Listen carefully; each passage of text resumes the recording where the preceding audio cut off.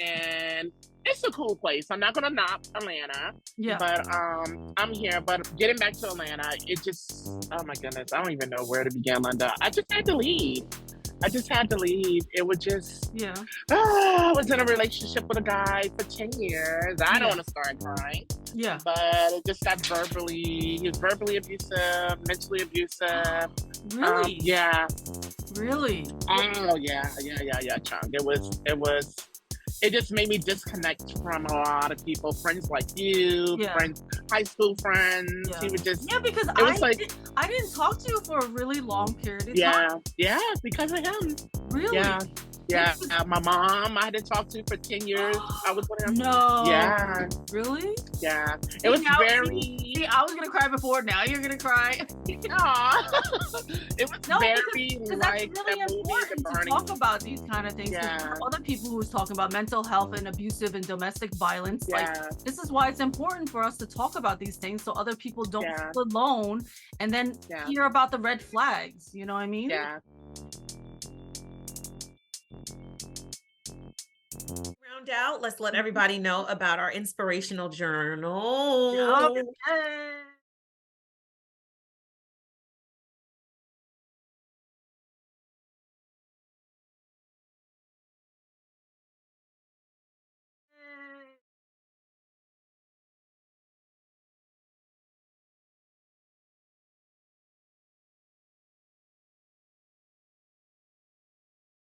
Like finally getting back to me, you know, my art. All I want to do is art.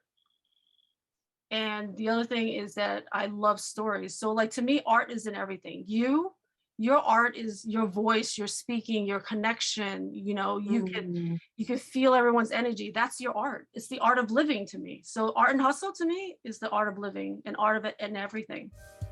I hope that you've cut that piece right there and make it your intro and your outro, because that was dope. Hello, dear.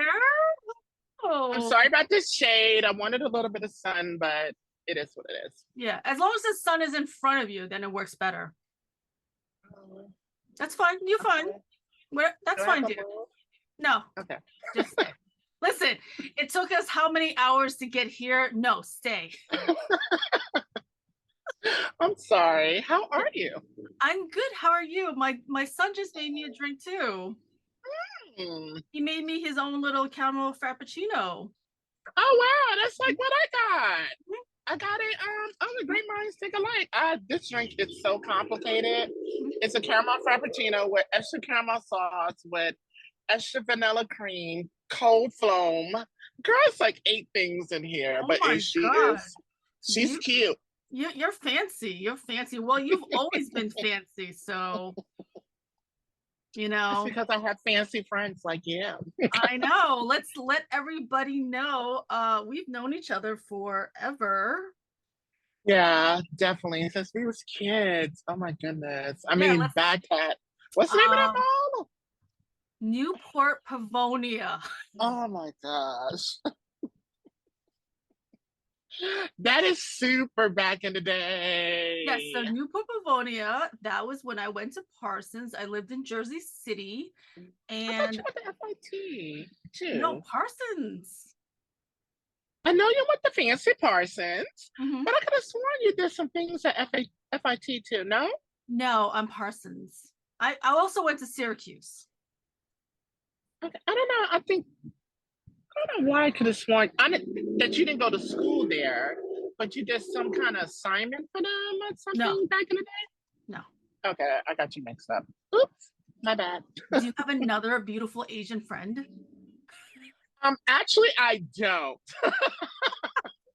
You're the only one, except for employees, but they're not as beautiful as you. I know. Of course Do you not. have other beautiful blonde Asian friends? Is this what you're Well, saying?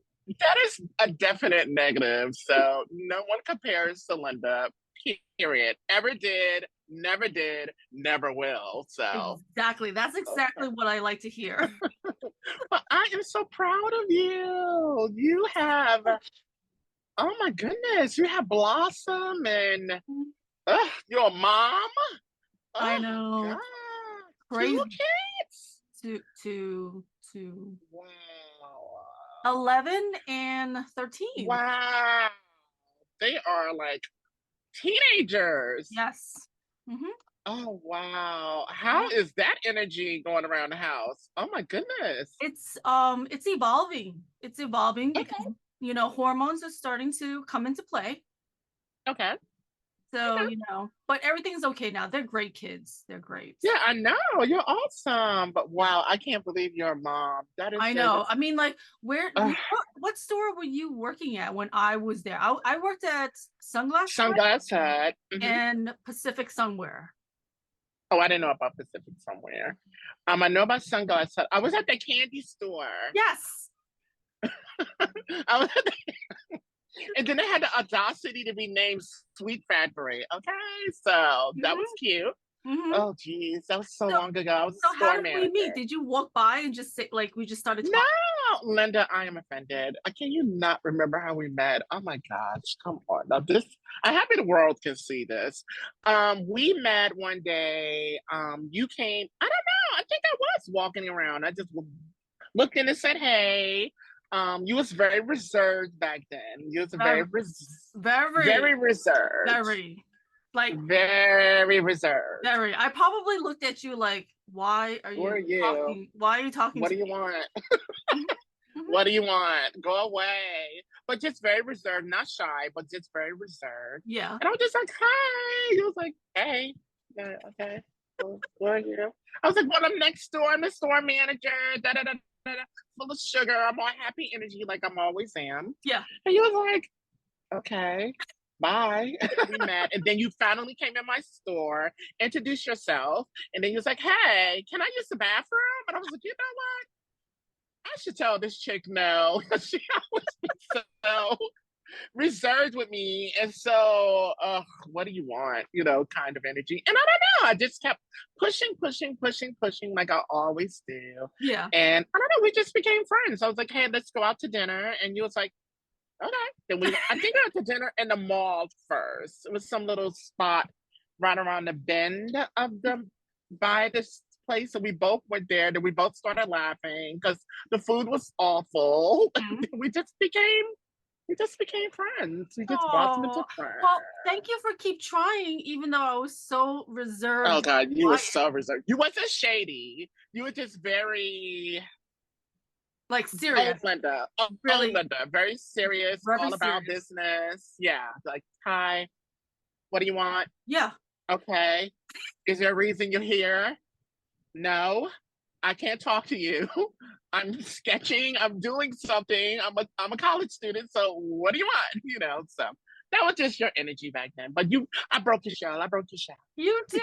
I mean, thank you so much. And also, like, thank you to all my friends who actually like stood by me even through my like hard times, because really that was my old self where I was like super, like, I'm gonna probably start crying, but that's when I was super reserved.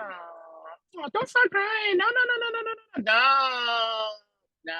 we're not doing that. It's 2023. Love and happiness. You're blessed. You look wonderful. Beautiful children, and you're feeling awesome. And I'm so proud of you, how far you become. And oh my goodness, art and hustle. I mean, girl, go. I mean, I seen it and I was like, maybe Linda is just sponsoring something for Art and Hustle company, and this is not her company. I didn't know at first in the beginning when I first seen it. Yeah. And then when I got into your podcast and listened to them and how insightful they are and everything like that, and the knowledge you be pushing out, I was like, this is not that reserved girl from back in the day. And just seeing your journey through your beautiful art and your paintings and just expression, and now this, you're awesome, girl. Come on now, we don't do tears, we don't do that. No. You're awesome. No more all tears. Pat on the back. You have,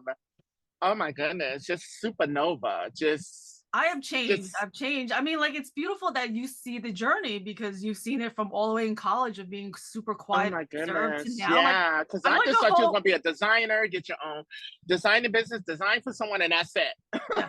No, you just broaden out to other avenues, other things, and what you're doing now, it just, just getting other people to know about it and just putting out there from all avenues just goes to show that being a reserved person it had to happen for you to blossom to where you are now. So I appreciate it. I love it. I love it so much. I love that you saw the journey and you can see how it's evolved. And yeah, like I'm a completely different person. For me to be talking, like me talking on a podcast is like totally different. That is so not you. Yeah. So not the old you. No, it's like a 180 completely different person. Oh my goodness. It's 1,080. It's like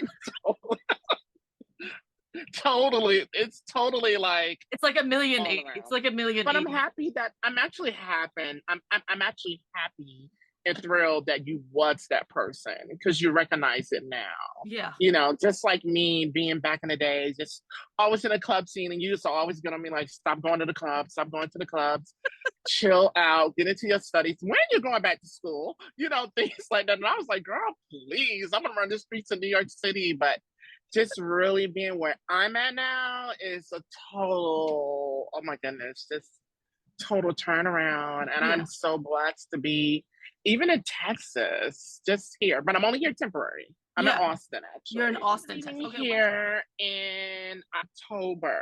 I'm going to Orlando. You gotta come to Orlando. Yeah. Love it. Linda, it is awesome. I lived there for 2 years. It is the beach, the people, the atmosphere, the art. Yeah. Oh my goodness. Everything is just totally different. The weather, everything is totally different than Austin. You know, Austin, I just came out here for work, and my regional, she told me to come out here from Atlanta, and it's cool. I came out, I told her I only could do a year because this is not me. It's not bad. I don't want you to think it's bad, but it's very a college city. Yeah. It's very college city. It's funny, you know, one of my girlfriends just moved to Texas for a short period of time too. I think she moved to, I think, outside of Houston or something, and she's probably like you, where I'm like, wait, what? You're in Texas? Why are you there? Why are you there? What happened? Are you running? Like, wait, what? And so yeah, I just think it's funny, certain people that I know where I'm like, I can't see you in Texas at all. Yeah, it's but you know what, being here, and it's like I've been here for 5 months from Atlanta, and I'm happy I left Atlanta. We could talk about that another day. And I don't know. I was just working for this company I'm with now, which I love. Yeah. And make good money. I'm not complaining about that. But it just fact that I was like, can I say on a podcast? I don't know. I say everything on these podcasts now. You know, I'm a whole new person, so I think everything, Donnie. Everything. Okay, well, I work for I don't know what podcast you've listened to, but I say everything now. Well, I work for Sally's Beauty. I'm a multi-store manager. I'm basically a district manager. I'm in charge of 8 of their stores here in Austin. I was in charge of 10 stores in Atlanta. It's totally different. I just basically just was like, hey, I want to go somewhere different. I know I'm not going to be out there long. I know I was going to be here long. But I was like, why not? I have no kids. I know, don't hate me. Don't beat up. Don't beat me up. I have no kids. No, I appreciate everybody's story. I appreciate your journey. Whatever makes you happy, I am all for it. Yeah, I'm talking like as far as parenting goes. Like most parents were like, what? You got no kids? No. You can move around? No, I'm fine with everybody's story. You don't want kids, you want to do this, whatever lifestyle you have, as long as you're not hurting somebody else. Exactly. That is the goal. Like, you be happy, you do whatever you want to do, just don't hurt and lie and be deceitful to anybody else. That's all I care about. We never was like that, even as friends in the beginning. We just always, even with you being the reserve, Linda, you was always. You mean the bitchy, just quiet? No, you was not bitchy at all. You wasn't bitchy. No, we're not gonna go there. I don't want people thinking you was bitchy. No, you was just very reserved and very serious about your business and your life, where it was going to go. Yeah. But even then, you know, it just basically, I was a wild horse, and I was like, I want to go somewhere different, and being here is. Oh yes, honey. I was wild horse. I was doing whatever I wanted to do. I know. I was probably like, what are you doing? I'm sure you probably told me so many stories. And one of the stories I think I remember is that Oh Lord, let me take a sip of coffee. Oh jeez. I would just be really, really like fascinated some of the guys you would date because I would be like, they're what? I know. I'm not saying anything, but I was just being, I was shocked. I'm like, what? Okay. Okay, why was you shocked? Let's go by why was you shocked? Because they didn't look like they were gay. No. That's all. That's why I thought it was funny because to me they look like straight up hood dudes. Yeah. That don't go that way. And I was shocked that they were gay. That's all. Yeah. And then even like, I'm happy you brought that up. That's why a lot of women that's going to watch this too, is that you really have to know the person you're with nowadays, because I had men in the past that you've seen that they do not look it, they don't sound it, they don't. Was shocked. Well, I think so funny, Linda. Now you sound like the old Linda. I was shocked. No, I think I was more shocked and amused to the fact that maybe some of them weren't gay in the beginning. Yeah, I think that I honestly think they wasn't. I think it was more curious. Yeah. And just not real. And I'm happy that we on that topic too. Just not real with who they are. Yeah. You know, and expressing themselves. But they were acting like me. But unlike you, they was more selfish. Because how can you be with someone and want to be with someone and not be real with yourself first? Yeah. You know, I mean, we always been true to who we are and who we want to be with and whatever. If it's not going to work out, you know, both of us, we're both are Aries. So we just cut it. Cut it. It's not going to work and just move forward. I won't say none of your romantic journeys, but I remember you was talking to one particular person in the past. And I remember, and I was like so smitten by him. I was like, oh my goodness, he's so handsome. And he's so tall. Oh yes, he was gorgeous. I used to tell you about, oh yes, this man was gorgeous. And you was like, I can't remember his name. Was he like really he was tall? In me and I didn't like him? Or I liked him? Was I interested in him? No. You liked him, but it was more on the lines that he was playing games. Oh. He was playing games. And what's your friend name back in the day? Mila? I don't know if you're still friends. No, she was Asian, but she was so petite. She was so petite. I liked her. It wasn't my roommate. Goodness. My roommate in Jersey City. What was her name? Mila. She was super short. She's Filipino. It's just so petite. Yeah. I think so. I think that was her. Yeah, it has to be. Okay, I liked her. I liked her because I even told her when you had your party, because I remember he came to the party you had, and I was like, oh my goodness, he is gorgeous. I was like, and you just was like, okay, I'm just over you, dude. I think he was kind of full of himself. You know I cannot remember who the hell that is. He was tall. He was Asian. Oh my goodness. Did he have glasses? No. He's taller than you. He was at the party. He was nice, but he was a little reserved. But he gave off conceited vibes a little bit. I think I know who you're talking about. Maybe I think I know who. And you showed me some pictures of him, and y'all used to date, and I was like, why did you get rid of him? And you used to get mad at me because I used to always ask you about him, and you would say to me one day, like, you want him or something? You kind of like, no, I don't want him. I think he was so perfect, but I was looking more on the lines of how good he looked. I mean, he was just very model-ish. Do you remember his name? Do you remember his name? No, I don't remember his name. But I do remember somebody I dated. Was he Asian? Yes. Okay, so definitely. I do remember somebody I was dating that was Asian, no glasses. He worked in, I remember he worked on, I think he worked in the Wall Street district. Mm-hmm. He used to wear suits and everything all the time. He was kind of reserved, but he was a little cocky, conceited. And then I remember when you guys broke up, because you wasn't even hurt over it. You told me, I was like, hey, what happened to so-and-so? I forgot his name. And I didn't know his name at that time. You was like, oh, honey, I got rid of him. And I was like, oh. Oh, really? Oh. Like, why? He didn't cheat on you? You know, but you just was like, he was just too stuck on himself. Oh, I remember. I got a good memory. You know, I got an elephant's memory.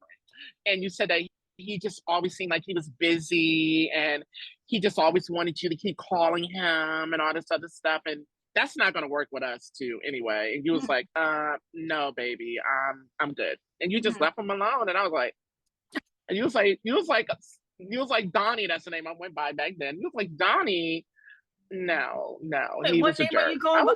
Are you going by Escadia, Linda? Jeez, let's talk about Escadia. Well, look at your phone. Your phone says Donnie. I know, Linda, but it's Escadia. I've been having Escadia for years. What made me fly to New York? Listen, I know you as Donnie. Mm. I'm sorry. That is true, everybody. Linda know me as Donnie, but I had the name of. But your also phone had the name also, of Sky. your phone also says Donnie right now. Linda, I can't stand you. So let me just call you out. Let me call you out right now. On the Zoom, it says Donnie. So you need to change your Zoom to Escadia. But the reason I started talking about this guy, and I mentioned this guy, is because I don't know. It just is so that even back then and now, it's like you just really started to change. You know, you just basically like, I'm not going to settle for this. Yeah. Even though he is good looking, no, you're not worth my time. I'm not going to be bothered. Because on the outside, he looked like the perfect guy. He was well dressed. The reason I mentioned your roommate at the time, because me and her was like kikiing about him at the party. Kiki means we're having a good little time. Yeah. A little small little chat. Yeah. And I was like, oh my God, girl, he is fun. She's like, I know. It's like, yeah, Linda is so lucky. I remember her kept saying that to me. I was like, oh, he's so modest and tall. And then after the party, he was like, girls, whatever. I was like, where's so-and-so? You was like, he's gone. He left. He went home. I was like, why? Why did you kick him out? He was like, oh, I'm not thinking about him. I got things to do. I was like, okay. But that just really was the Linda you are now. You just don't settle. You just never settle. That was always a trait of yours, but not settling, it just things coming to show themselves. And you've always been that person to cut it off. Like, I'm really not dealing with that. I'm just I need some of that old Linda energy now. Really? Oh my goodness. Yeah. I thought you've always been that way. I love that about you. Even in our friendship, there be certain things through our life I can't remember. Yeah. But I remember certain things I said, or to go out to clubs or whatever. And you just like, no, I'm good. Y'all have fun. And then when I think about it now, and even back then, I'm like, you know what, Linda was right. But I don't care. I'm still going to do it anyway.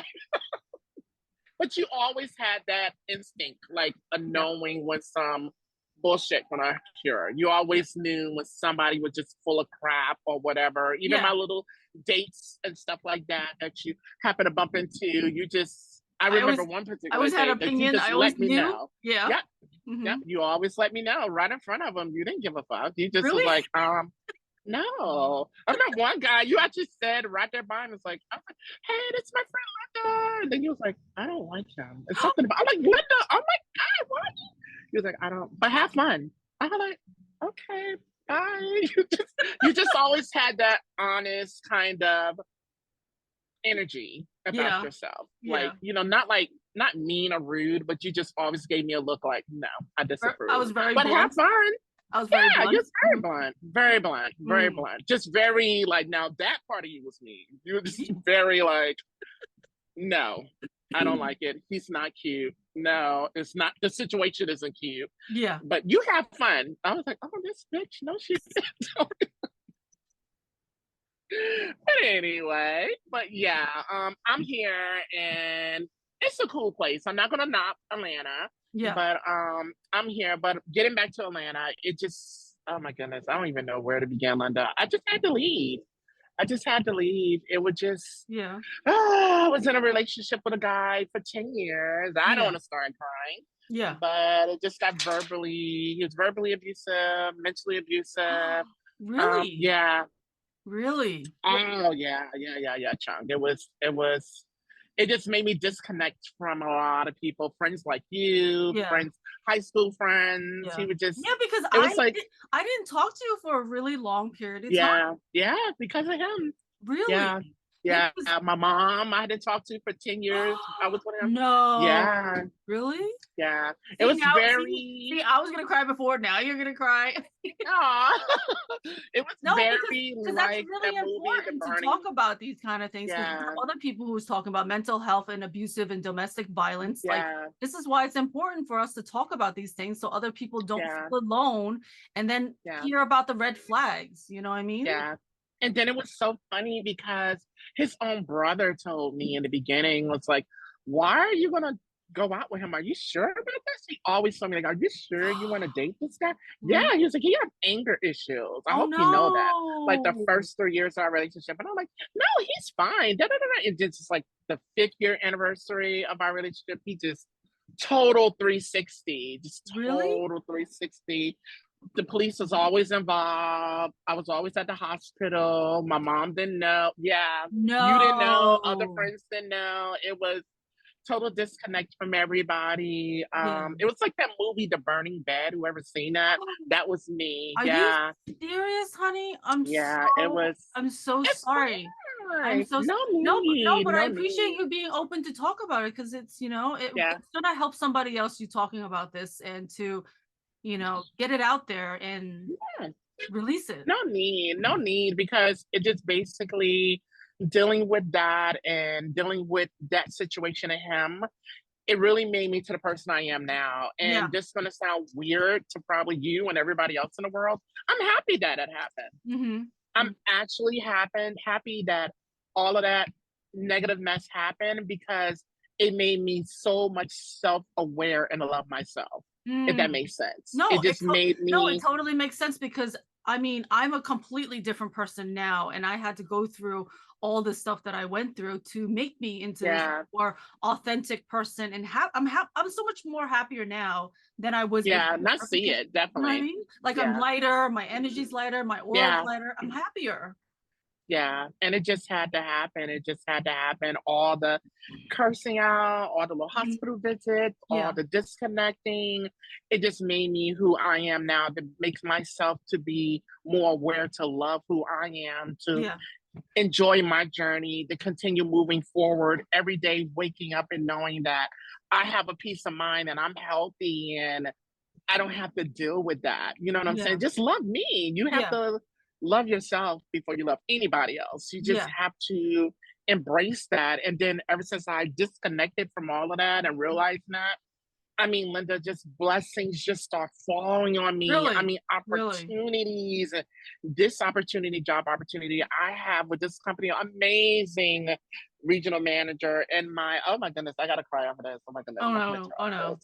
This just happened to me 4 days ago. My regional manager, the vice president of the company, said to me, out of all of her managers, all the 250 of them, she said, if they all had your energy and your personality, it would be perfect. She said, you are amazing. And that just made me feel so like, I know, that's just oh my God. It's just so amazing that someone can just see that in you, besides you. Everybody wants to be seen and for them to appreciate you and to give you those kind words and give you that love and appreciation. That's all we need, right? Yeah, and it was just so genuine. It wasn't about like, oh, you're making my company money, you're knocking it out here with the other managers and the employees, associates, and you're just knocking our sales out the box. It was just like, she just literally just stood back. Just somebody just step back and look at Linda and be like, Linda, you are amazing. If I could make some double dingers of you, like 20 or 30 or millions of billions, the world would be a better place. It was like, it was just so came from a place of realness, direct eye contact, no phoniness. It was just so real. And I never, ever, even from my family, heard that kind of appreciation. And it just, that's what you needed. I just started bawling in tears. Like, oh my God. She was like, did I say something wrong? She was like, did I do something wrong? And I was like, and I just she just hugged me so tight, and she just was like, God bless you. And I just was like, oh my goodness, this is what I worked so hard from that situation to get to here Yeah. to have someone recognize all And of see this. you, to be seen and to be heard.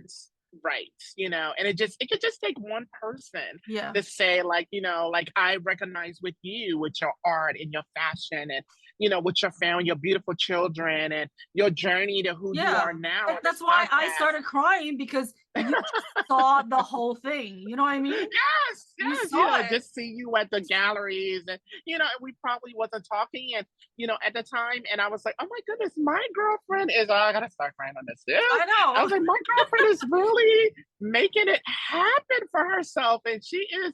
I'm like, this is not Linda. What is Linda doing? And I was like a little intimidated. I was like, I cannot reach out to her because she is doing some big things.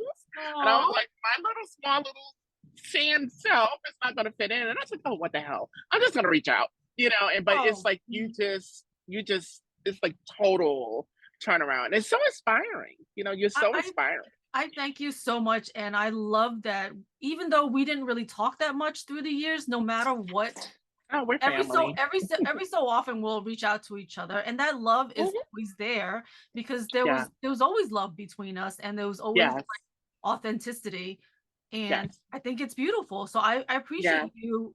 You know, continuing that friendship. It's just only and then people still remember you. It's so funny. My aunt still remembers you to the so her name is Linda too. I don't know if you remember.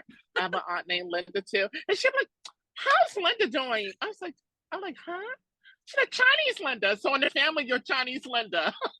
And she's like, how Chinese Linda doing? You ever talk to her? Chinese Linda doing? Like, doing good. And then my mom says it too, like, how Chinese Linda? Other mom, it's just Linda. Okay, let's go there first. And I'm like, Linda is doing amazing. She's doing amazing things. And I show mom your paintings and things like that. And my mom loves art like myself. She's like, oh my God. She's like, I am so proud of her. She is really blossoming. And then we see the picture of you and you dyed your hair. I'm like, Linda, okay, go Linda. You know, we first seen the hair.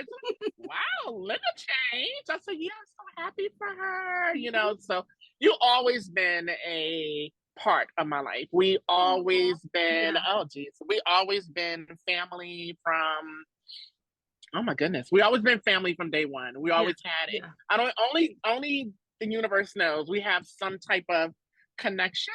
We have some sort of connection. We have a spiritual bond that we've probably known each other from a previous lifetime. I think. Definitely, because you don't have that kind of bond that's like inseparable. No, you know what I mean? Like if we can not talk literally for 20 years. Yeah. And then like the last time I talked to you on phone, I think we talked for like over an hour, and just like seeing you now on the Zoom, like it's like old times. Normal. It's like no time has passed. Yes, definitely. Yeah, that is true, because we got that connection, and that's just like I sent you that link on Instagram when the gentleman talked about the sensei talked about, you know, just really connection, and you know, if you had genuine friends with a genuine connection, that is always going to last. You know, it don't matter how busy you get, or you know, it can last for a month or 2 years or 3 years. And I actually have a cousin just like you.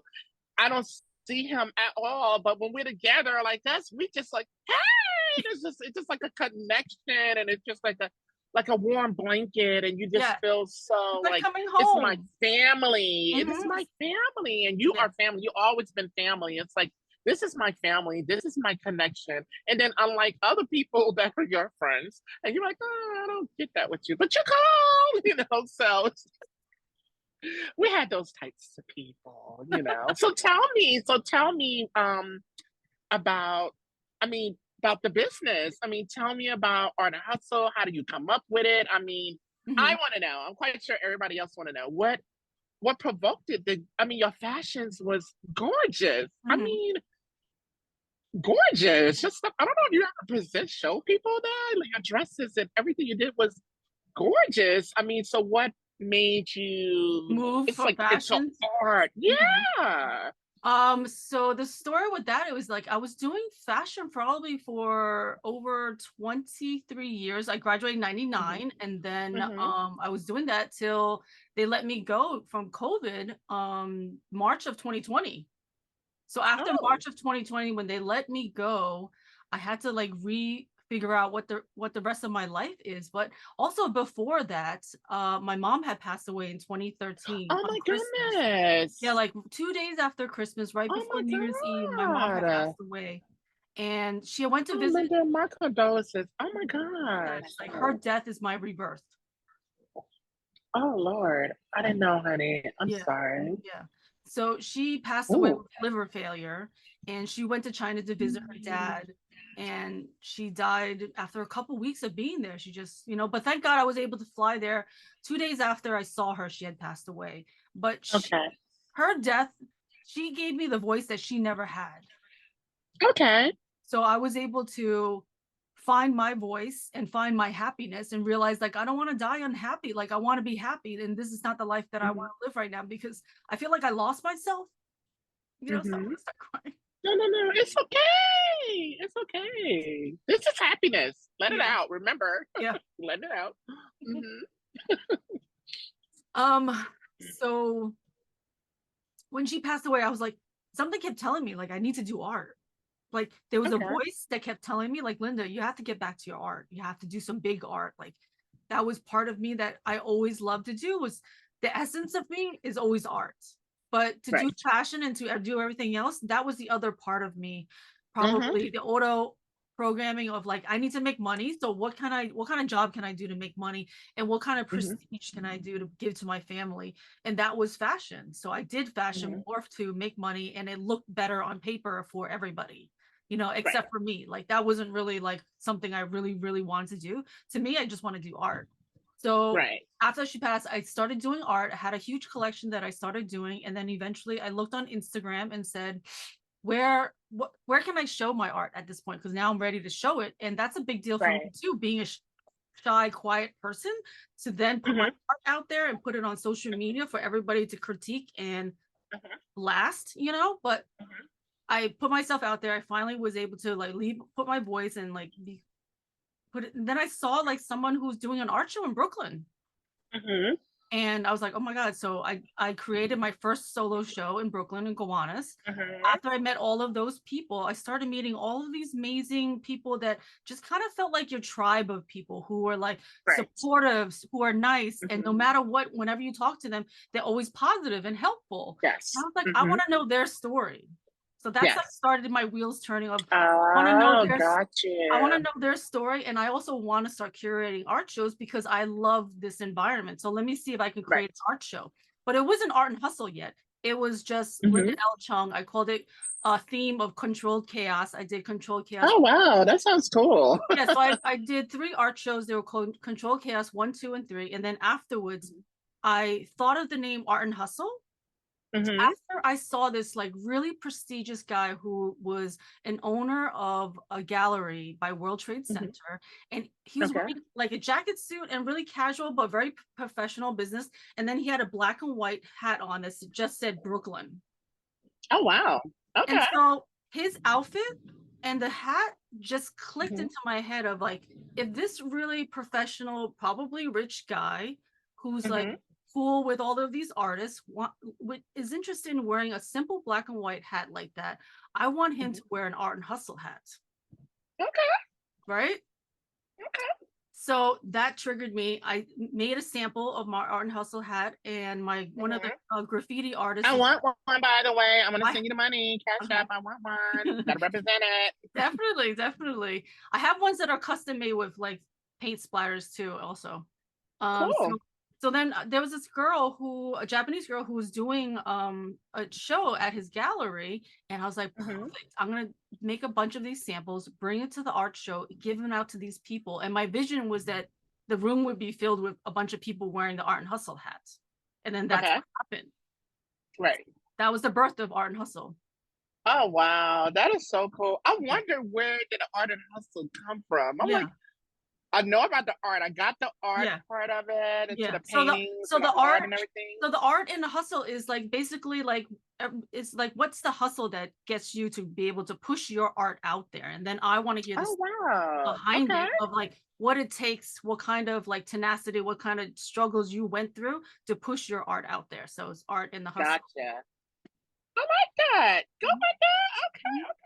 I was wondering, like, why'd she say hustle? I was trying to, I didn't get that. I was trying to wonder why you put the hustle part in. I'm like, I get the art part, I can see her journey, but why the hustle? Because I get it. hard. It's hard. It's hard to get your art Yeah, I out can there because you imagine. constantly have to push it out. You have to always explain your art. You have to, constantly. It's a big struggle. So art and hustle. So ever since I started doing the hats, everybody loved the hats. So everybody, Yeah, the anybody in hats the are industry cool. would start wearing the hats. Then I would do the t-shirts, and people just loved it.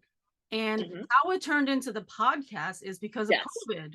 So once COVID hit, I couldn't do the art shows anymore. So eventually, we figured, I was actually thinking of doing a Netflix documentary about art and hustle. Oh wow! Yeah. Go for it. No, So that sounds awesome. So my original idea was to talk to everybody and find out their stories and go to their studios and show how I started. No, that sounds cool. But that would be too much of a daunting task to do. And my friend was like, you should do a Zoom. You should do like a Zoom podcast and talk to all of these people. And I was like, no, I'm shy. No, I don't know. I was like, I don't. Oh no, you pull it back now. You pull it back to the old. But that's how I was. But I want to curate the shows, but I didn't want to talk because I was too shy. Like I didn't like my voice. I don't like to talk. I don't know what to say. I wasn't like owning my voice. So I was still doing that. Right. I only owned it while doing these podcasts and editing them myself and seeing myself on the 58-inch TV after I've edited them and have like an outer body experience to listen to myself. That sounds great. But that's when I started liking myself. And that's when I started to own my voice, is when I started doing the podcast and seeing myself on TV. But Linda, well, I'm a little confused that, I'm going to get on you because you always get on me. Well, I'm confused that you always had a voice. You have an amazing voice. You always gave great advice. I mean, no matter what, even the reserve, Linda, you always gave good advice. And that's why you're doing that now. And I listen to your podcast and I noticed the change. I've seen a little bit of the old Linda in the first podcast. Like you're just a little bit more reserved.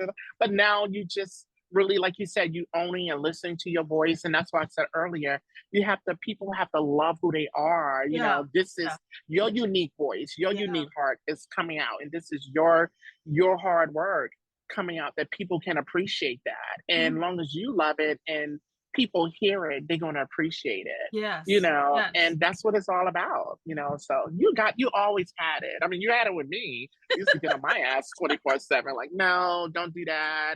I think you needed it. No. So why I did, and like, why are you wearing that? And who is he? So I could never do it with you because you was always right, and perfect. But me, oh yeah, you was always that mental whip, pow, pow, pow, pow. So you always had it. So, I think like you said, you just had to hear it and see it for yourself. Yes. Because you always had it. You always had it. Oh, thank you. Thank you. I don't but that's nothing new to me. That's why I guess it's funny to me hear you say that. Yeah. Because it's like I can understand the art and hustle and get into the painting and meeting other artists and things like that. I can understand that coming about and you realizing that. But the voice part, you always had that. Oh, well, thank you. You always had that. You're like, no, you're always like that. No, I'm not looking No, I'm not looking for things. I mean, it's just what it is. It's realness. You just always was that person to really be there for people and always talk to people and understand people, just the logic of it, even in your personal life, you always, you look at it and you're like, no, or you just didn't make no rash decisions. And, even when we used to talk back in the day, you used to tell you things and I was always rash, everybody. I was always, you were like, no, calm down. But I was always rash to go to the city. I'm like, no, what are you doing? Oh my goodness. The guys and the smoking and the drinking, we could definitely talk about that later. But you just always was that person and be like, no, and then just gave a reason and it's right. Not a parent, but more like a big sister, sort of. Like, why don't you sit back and realize what you're doing? And then I listen to you and you'll always give me that look like, don't give me that look. You was good for saying that. Don't give me that face. What am I saying something wrong? I'm like, no, Linda, you're not. You were so much older. You have an older soul than you realize. I do. And then I'm like, you're like, don't give me that look. I mean, am I saying something wrong? And I'm like, and you say it in front of all my friends. You didn't care. Really? You Really? know? Oh yeah. So that's why, like, when you say your voice, it's like, and then when you leave and you go home and we leave from you, then everybody's like, okay, I know she's Chinese. I'll never forget Mark said this, let him rest in peace. And Mark was like, I know she's your friend, but let her act like she's your sister sometime. You sure she know kin to you somewhere down the line? She what? Acts like what? Your sister? She had like a relative, like she'd be on your ass. I'm like, well, that's just Linda. how Linda is, you know. And then it lasts. It lasts. That vibrant energy and that advice that you give, like most people, it'll just fade away when you walk away. But yours always made sense to me. And you know, it just stayed with me on the way to the club. I have a drink, then I forget. And then it's like I come home, then I remember. So that's a gift. So you always had that voice. Oh, I'm so appreciative that you noticed that, because I mean, I guess I never saw it because I was kind of living in a fight or flight mentality where I didn't really love myself yet fully. You know, like, yeah. See, like you're looking at me like, what are you talking about, Linda? No. Yeah. I didn't really love myself. I didn't love the skin I was in. I felt like I was super self-conscious. So I put on a really good mask. Oh, wow. Yeah. That's surprising, Chung. It really is. It really is. That's like a mask to protect myself, to guard myself, because I was hiding a lot of stories. So if you listen to one of my podcasts with Sunrise, with the pink one, I listened to that one. Yeah. So that was me. That was me finally releasing those past and stuff, and then I can feel more comfortable to love myself because I feel like I'm not hiding anymore. Yeah. You know. Yeah. Wow. Okay. I'm definitely gonna check that one out because I never knew that. I knew there was things going on that we don't need to talk about on a podcast. But I knew there was things going on as far as like the family and things like that over your life and things like that you was restricted. I always felt like it was like a restriction. Yes. So if you listen to that time, podcast, that you'll when you listen to that podcast, because I've released it to the world now. Okay, cool. So the things that I was holding on to, that I was really afraid of, restricted, it's out in the universe on a podcast now. Okay, I'm definitely gonna check that out. Yeah, because I'm happy and I'm so appreciative that you did release that, because and that's even before the relationship. That's like way like even family. You know, you was just always it was like it was always like that. It was something that I'm holding on to. Yeah, yeah. It was always like that with us, and I'm like, Linda, why don't you just like? Because I'm holding on to that secret. I'm holding on to that secret that's keeping me like tight laced, and now it's gone because I put it out there in the universe. That's a blessing. I've let it go because that's what was holding back of like feeling like I was stuck. You know. So now I can fully work on loving myself, loving my voice, because I'm not hiding anything anymore. And for the people to hear all of my story, either love me or hate me, friends with you. I know that's right. I know that's right, but that's my story, and hopefully my story will help somebody else. Because that's what it's all about. It's about loving yourself and just releasing it. And it's so many people that just be with their family and their friends and co-workers, and they put on a mirror image of who they are not. It's not who you are, who you are not. And then when they get behind closed doors, even being a gay male, it's like, I never was like that. Come to think about it, Linda. I never was. No, I was like, you know that. I know that about you, but like before you came out, were you always comfortable in your skin, or was it hard to tell you? Was it hard for you to come out? Oh, Lord have mercy, girl. Funny story. When I was 18, even as a kid being gay, I just always knew I was gay. You know, it was not more of being attracted to guys and things like that. It definitely wasn't sex, because I wasn't having sex then. It was more on the lines of just being who I am, you know. And I never forget that my stepfather, back in the day when I was 17, I told him and my mom, but they both was laying in the bed, and you know how parents are. We both have those parents that was very, oh geez, that were just so strict, you know, just so strict on certain things. And my mom and my dad, just basically, my dad was always strict. You know, he's a retired federal agent, and my mom was a retired nurse, you know, for the state. And I wouldn't say that they were disapproving, I would say more my mom was in the beginning, a little bit. She wanted children, she wanted grandchildren, she wanted a legacy. Yeah. But my dad was more of the line that it never was an issue for him. You know, it was more, Yeah. it was more like self-expression, be Yeah. who you are. Yeah. And I never forget that I told my mom and my dad when I was 18 years old. I don't know if you remember James, but that was my first boyfriend. He lived in Long Island. I think I told you about him. He's lived in Jersey City. I mean, sounds familiar. Yeah, because I remember he lived like right around the corner from you when you lived in Jersey City.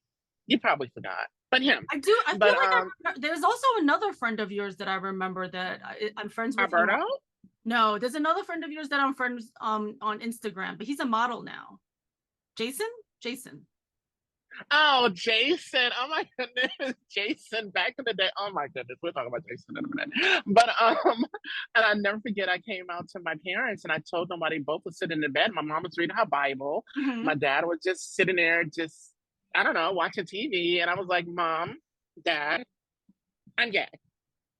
And my mom just looked at me and was like, what? What? And my dad was like looking at me like, okay. Yeah. And you know, and my mom was like, no, it's not and Larry. Hold up. And the only thing my mom wanted to know was, which is so funny, was okay, I want to know who's doing who. Because they better not be doing you. What? You better be the one doing, yes. I know she's gonna see this, but What? I don't care. But it was so funny. And I was like, well, I'm the one getting dead. And she just like fainted in my dad's lap. That's such a funny story. She's like, She literally fainted. She literally fainted in Like his for lap. And he real, was like real fainting. literally, like they backed us against the headboard, and she just fainted out. So it wasn't that she fainted because you were gay. She was fainting because you told her that sexual act of it. The sexual act of it.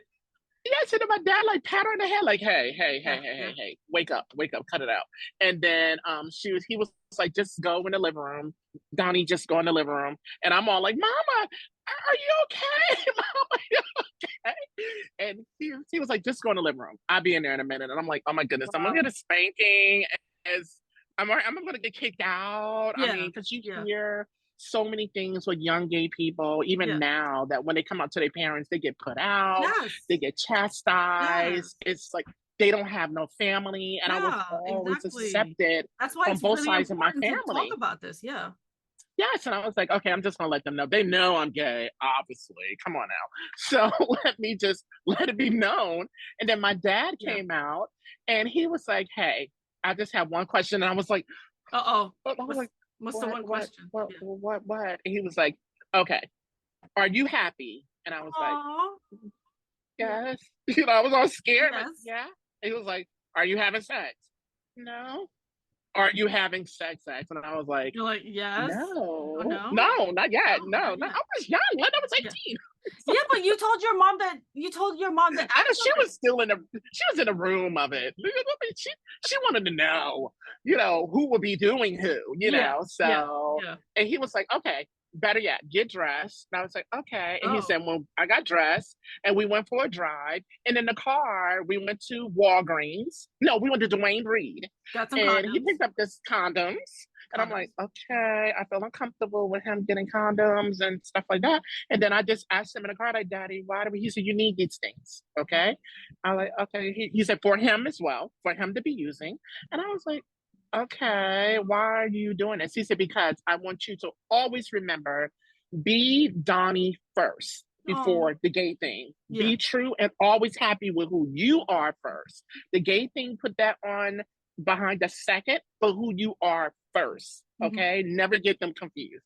And I was like, okay. So basically he was telling me, be your authentic self first. That's such a beautiful advice. I know, and I will always appreciate that from my dad. You know, he just always was so.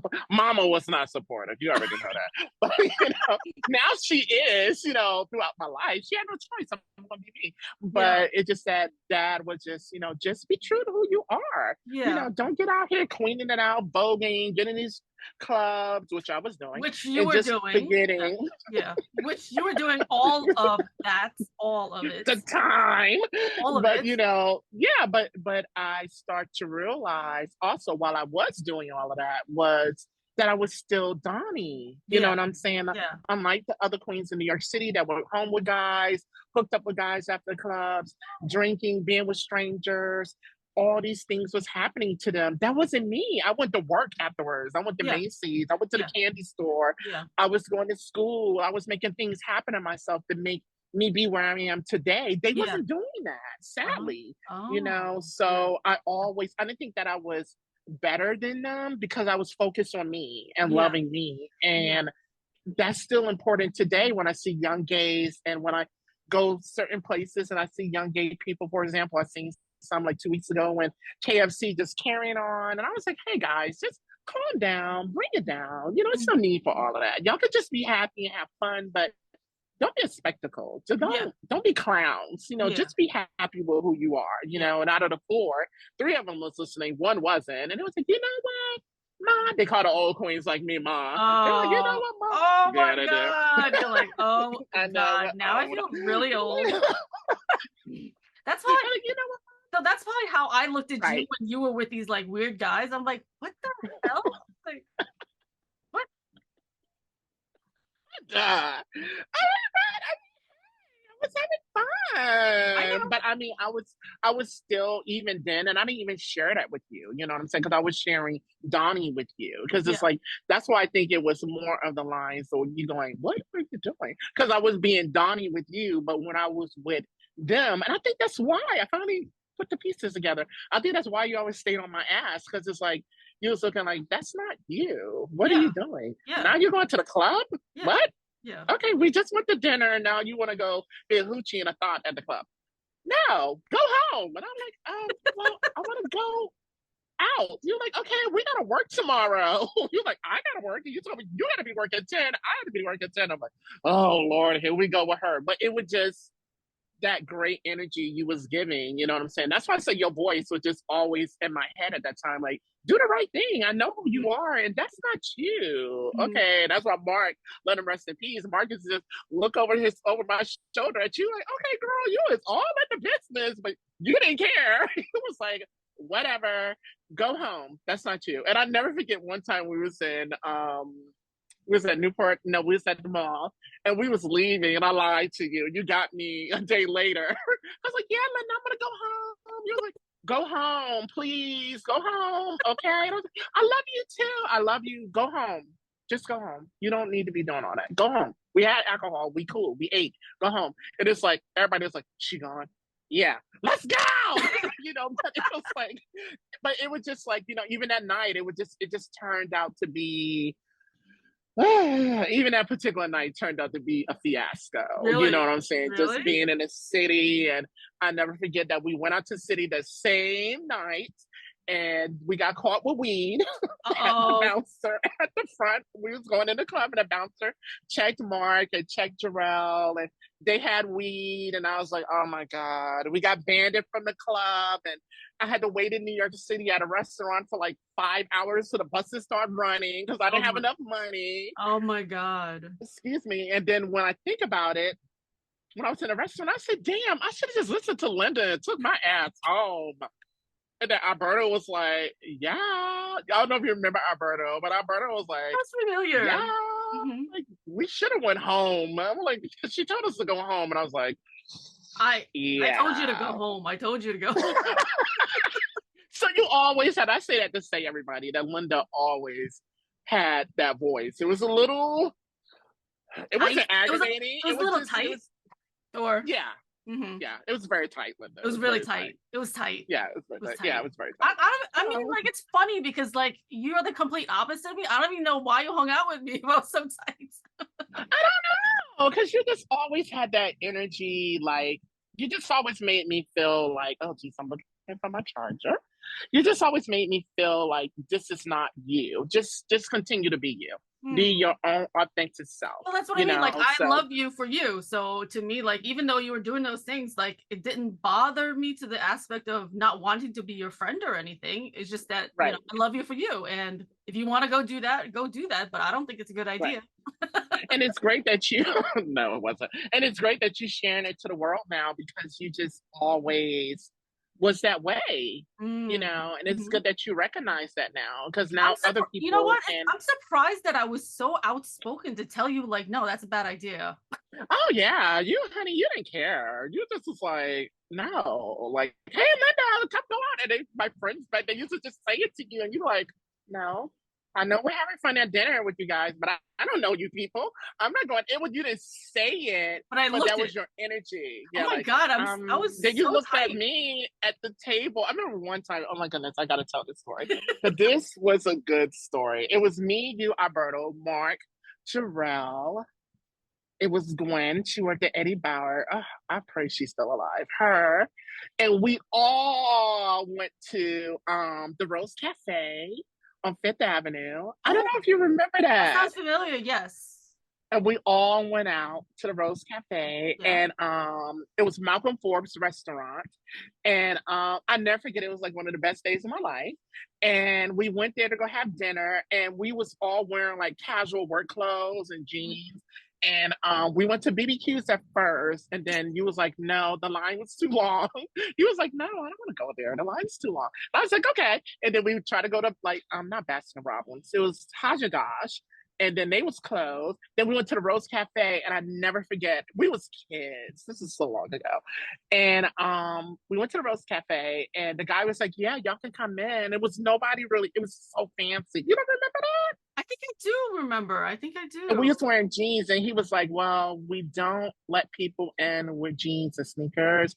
You guys have to have well-dressed clothes. And I never forget Linda, everybody. You stepped ahead of all of us. What? And you was like, why can't we come in? We came this far. It's cold. And No. yes, you did. You was like, it's cold. And I don't understand why we can't come in. Why we can't come in? Come on, you can let us. We got money.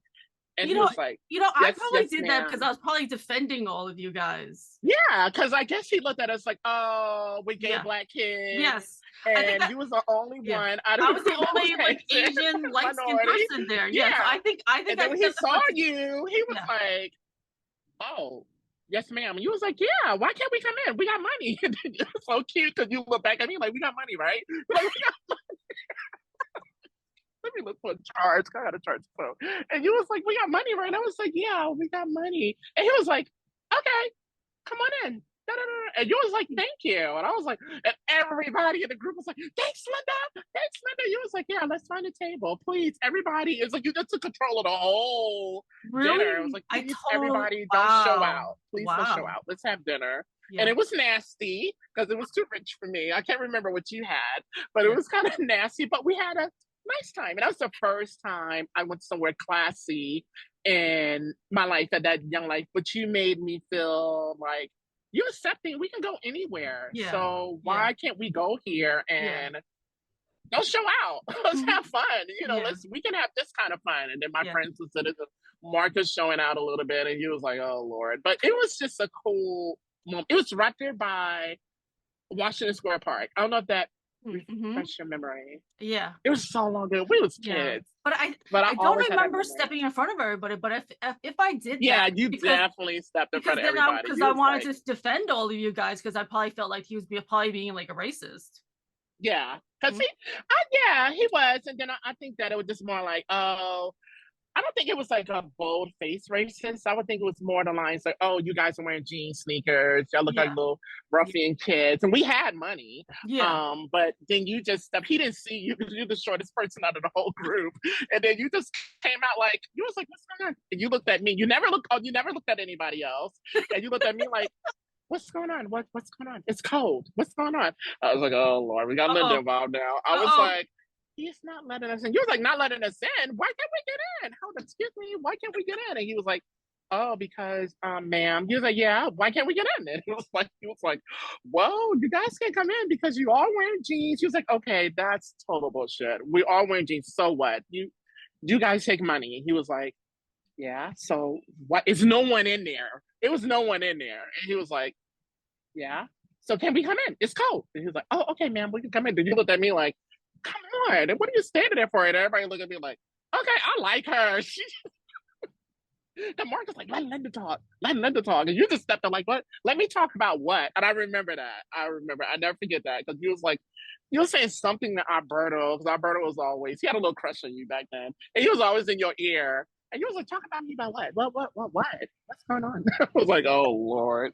He's not letting us in. You was like, oh, move. No, I'm gonna take charge of this. Why can't we come in? What the fuck? It's cold. And all, I love that. I love that you remember that. Always had, it was a great moment. I always cherish that moment with you because you just stepped up. Like, okay, it's cold. I'm hungry. Our money is green. We in the USA, so yeah. I want to eat. I want to get outside from outside. So let's make this happen. You had an old soul. Yeah. You had an old soul. That's it. You just had an old soul. And fun for Linda back in the day, guys, was more like, are we going to make a profit out of this? And what is the meaning out of this? Why are we doing this? How is this going to help me with my schooling, hanging out with you people? What are we going? Why are we doing this? So like, I never went to like those clubs and anything with you. So no, it was just dinner and drinks. We always had, like, you always had a plan. It was very structured. You remember this, is why you laughing. You always had a plan. It was always like, okay, we're going out to dinner. Like when we went to Brooklyn to the Thai place. And you remember that? Mm-hmm. Went to the Thai place. And I was like, Linda, I never had Thai food before. You was like, well, we're having it today. And I'm like, okay. Okay. I was like, let me bring you out to somewhere else. Let me. Yeah, she was like, we go to the Thai place. And I think you was living in that area. You was. In Park Slope? It was not far from the house because we walked there. Yeah, because I lived in right near Park Slope, Sunset Park. Right. And I like the area too. It's kind of cool. And then I love that area. Yeah. Oh wow, it was so nice. Mm-hmm. And then I'm surprised you don't remember that guy. We're back at that guy again. What guy? Oh, another guy, the same guy? Yeah, because he was around then. Oh. He came back. He came back? He came back. But I think when he came back, it was just something like fun.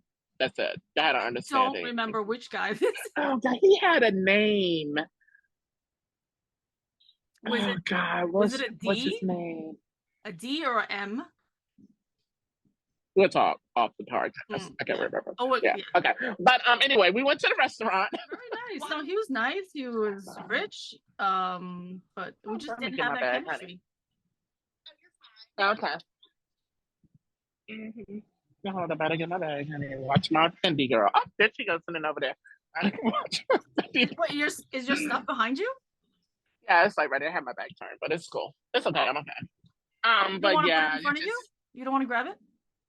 I do not. Let me give you a LindaLCheung tip. Don't put your fucking bags behind you. Oh, geez, here we go. All of your shit should be next to you or in front of you. You know, you see, I'm still a FENDI girl. Yeah, all that shit needs to be where you are, please. Put the phone down and go get your shit. Oh, Lord. Hold on. You're acting like the old Linda now. Yeah, I am. My girlfriend acting like the old Linda now. She always been a mom. She always been a mom to me. Always been a mom. And we knew each other probably close to 30 years. So, yeah, she is. She is right. Yeah, she do got rights on me, sadly. She probably owned me back in the day. I don't know. You heard what the lady said behind me? She said, you have shares on me. Probably so. Because I always do what she says for some odd reason.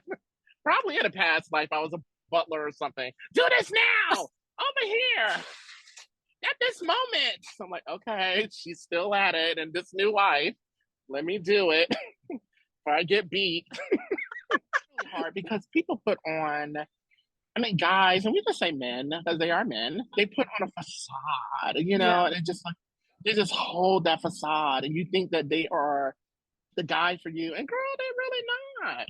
Mm-mm. They're really not. Yeah, let's talk about red flags. Oh Lord, with relationships. Yeah. Oh geez. Oh, darn. Back then. What's some of your red flags and deal breakers? Oh geez. Okay, red flags. Red flags for me are living with your mom. Still. No car. I know that's sad, but it's true. Mhm. We're at this point now that we're in our lives, you gotta have a vehicle. Even if you are, I'm the kind of person that even if you are working at McDonald's or whatever, I don't care. McDonald's, Burger King, Chick-fil-A. And if you have a plan mentally and Mhm. it's just a legit plan for you to make it and you just a passion you can hear in that person's voice and their heart when they're talking, that's such a turn off to me. Yeah. I love it. You know what I'm Yeah. saying? But I do want you to have some money.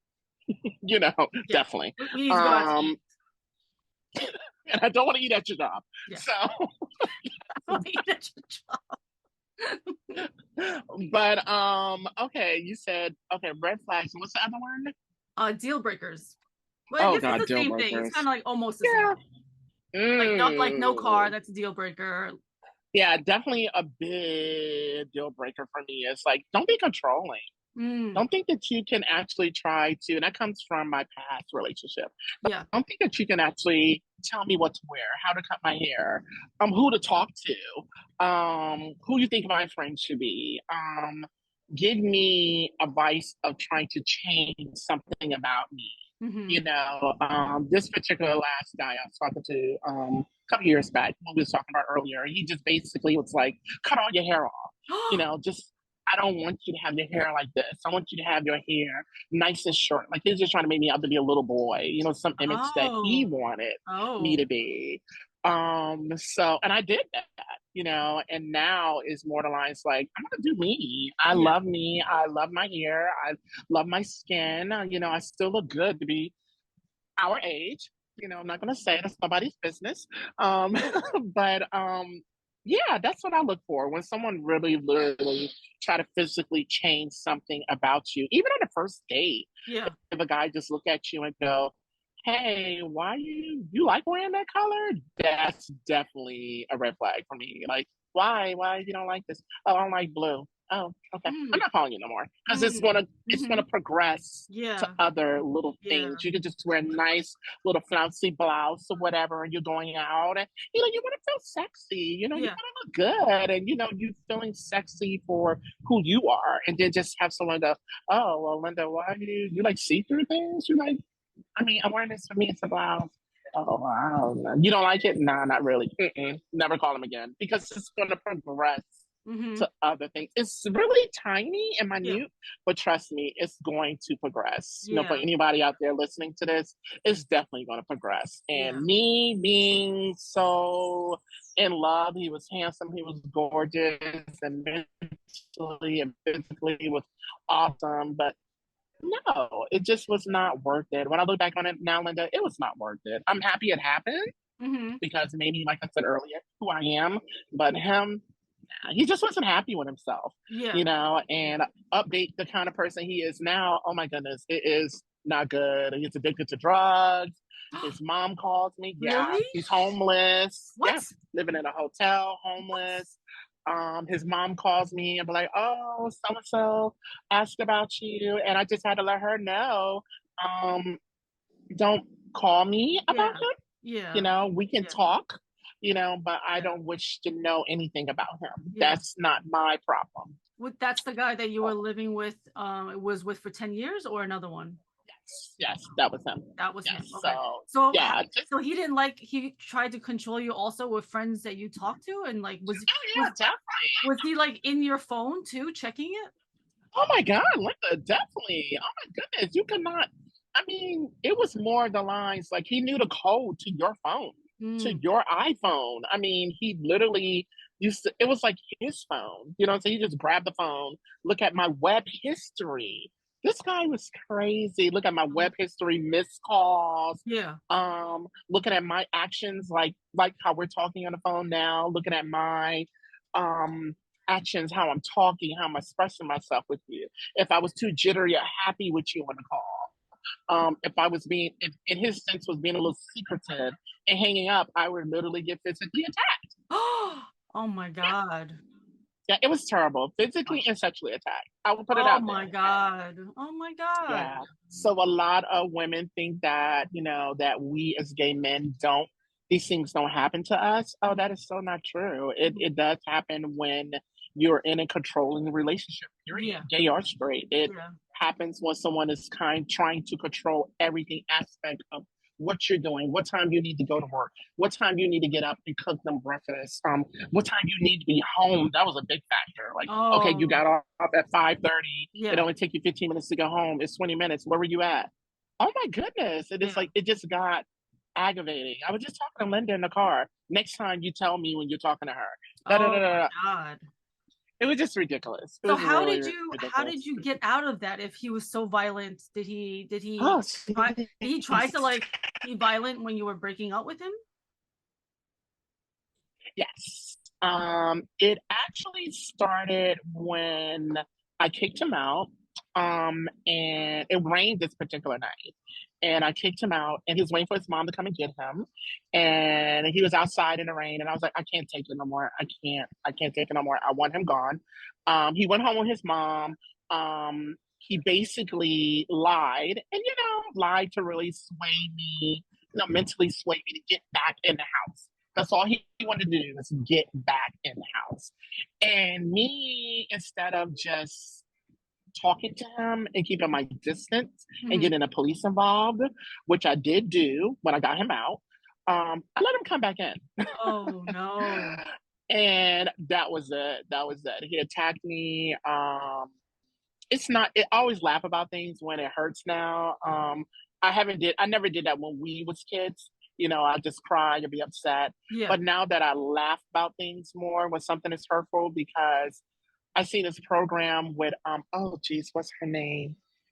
It wasn't Oprah, but it's another lady. She said it's good to laugh about pain sometimes, because laughter makes you happy, and you can overcome things with laughter and with smiling. Yeah. So if I do laugh about it, I mean, it is sad.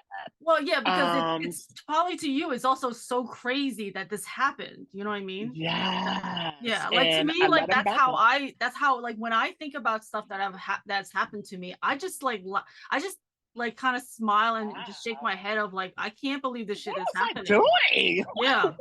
Yeah. Like to me, it's like, I can't believe that stuff is happening. Yeah.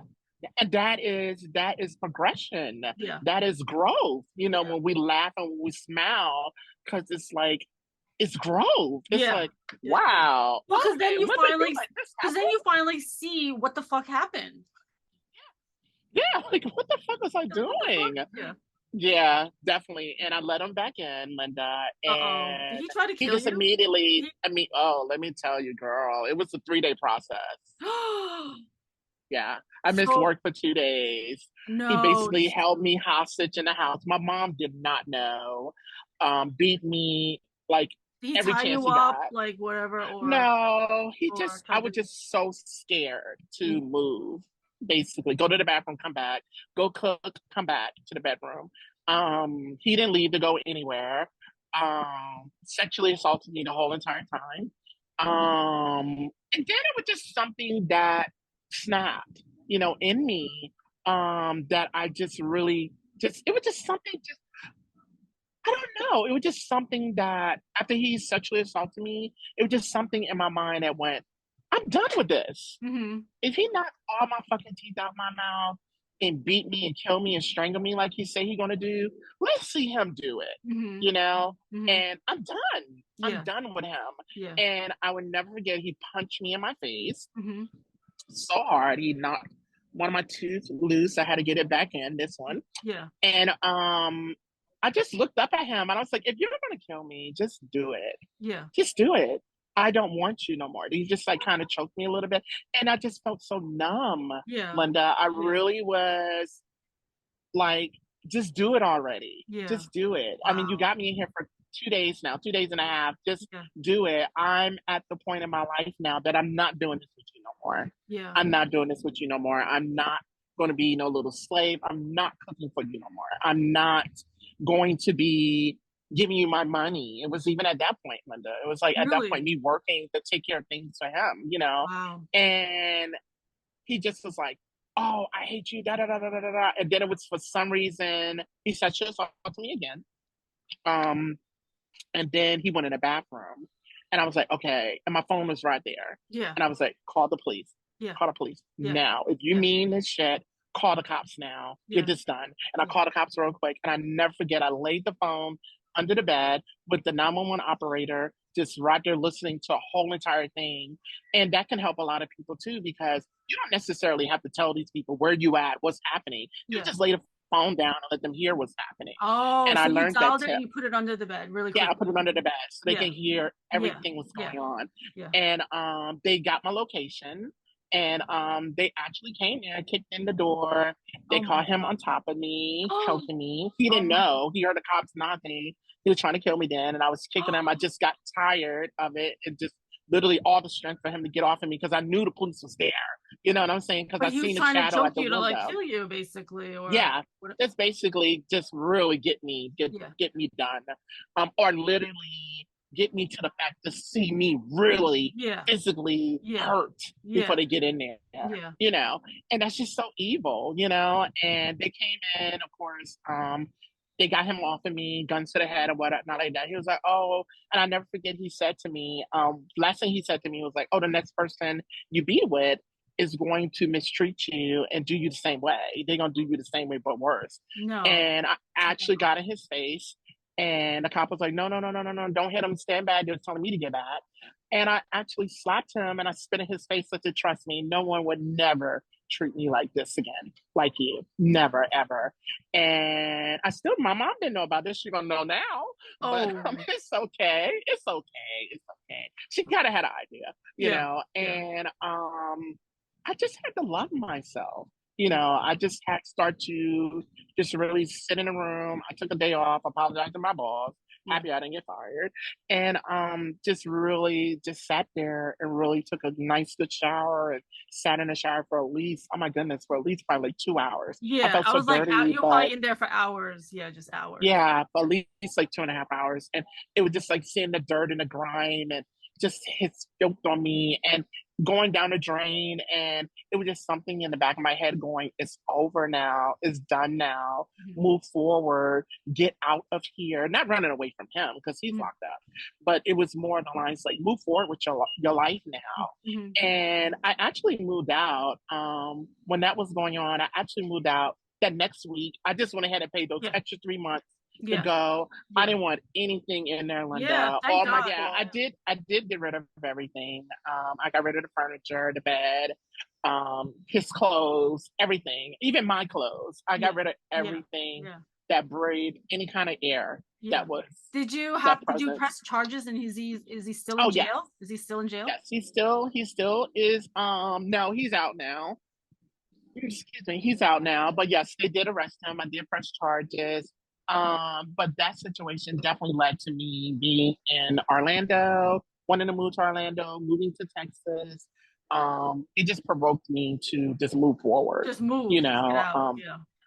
Then, you know, it's more the lines of my mom, like, why you want to move and why do you want to leave Atlanta? She didn't know. You know what I'm saying? Know. Okay.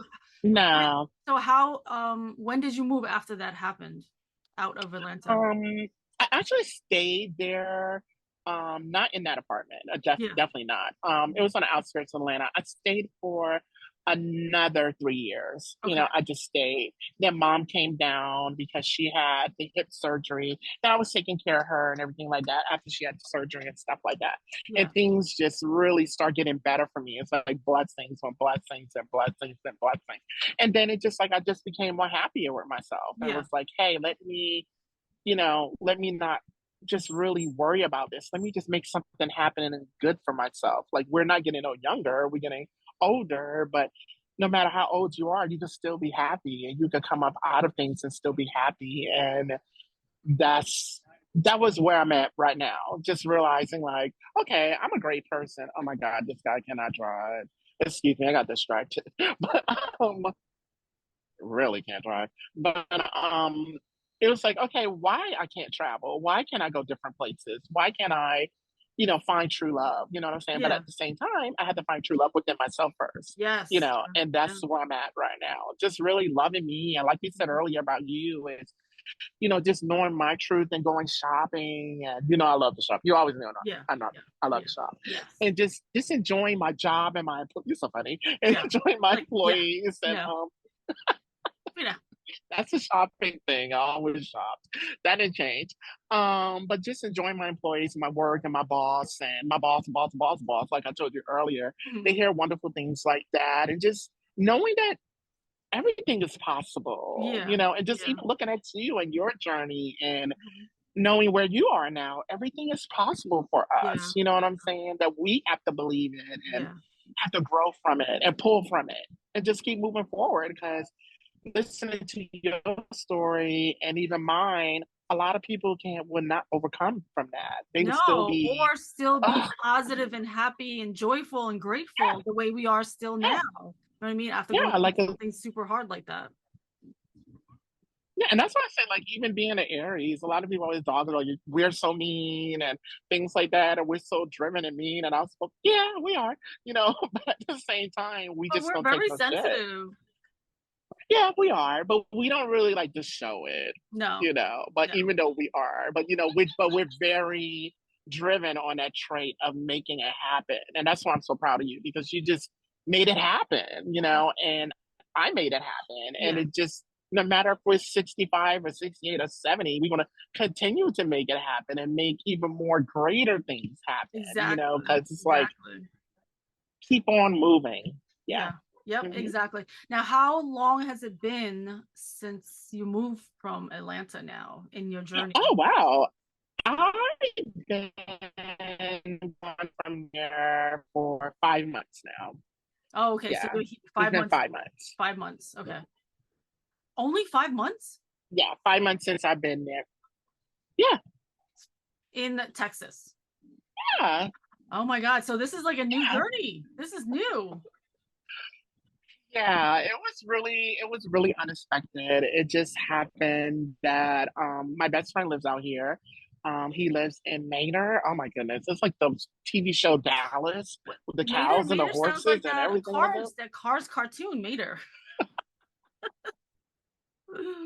It's so cowboys. I don't want to talk too long. I don't want people to Yeah, look at me weird, but yeah, it's so cowboys and the hats and the boots and yeah, yeah, yeah. So he just was like, "Oh, come to Austin, come to Austin. It's so yeah. fabulous." Yeah, And then I was thinking like, Republican state, I don't think so. yeah, Red yeah, state, yeah, I don't think I feel that welcome. And he was like, "No, I love it." And da da da da da da da.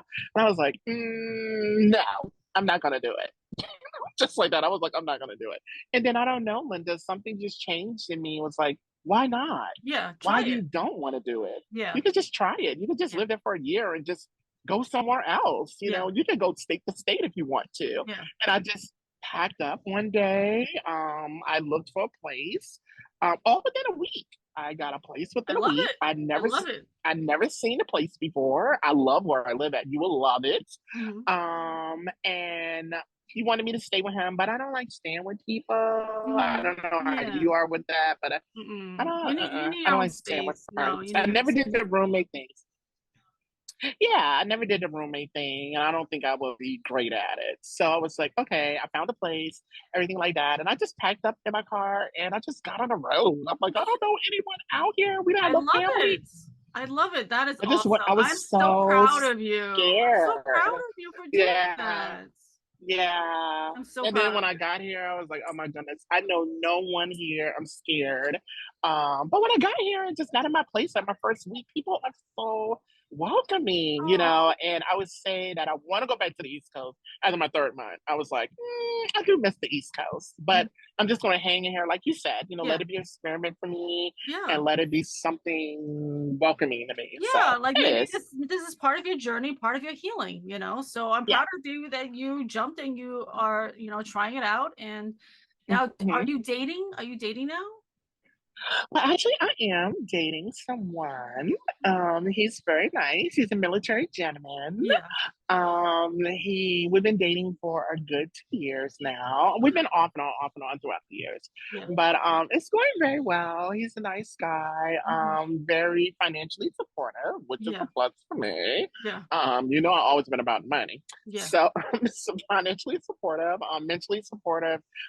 He's that guy that when I was going through that situation, he was there trying to be there for me and was like, I'm still here for you, but it's up to you to leave, if that makes sense. Really? So he knew about that situation and wanted to help you get out of it, basically. Yes. And I actually threw him to the side and stayed with that person, that jerk. Really? Yeah. Oh my God. Yeah. Wow. So this that's goes how deeper. manipulative this person was. Yeah. Wow. That's how evil he was, and how mind warped he had me, you know, like, oh, I'm better than him, and da da da. Why do you want to be with him? He's a wimp, and all this other stuff like that. And I'm like, okay, maybe he's right. Maybe he's a nice guy, and you're the tough thug boy, and why not be with you? You know, but so sadly mistaken. It was definitely super. He was the red flag, honey. Yeah, He was the red flag. But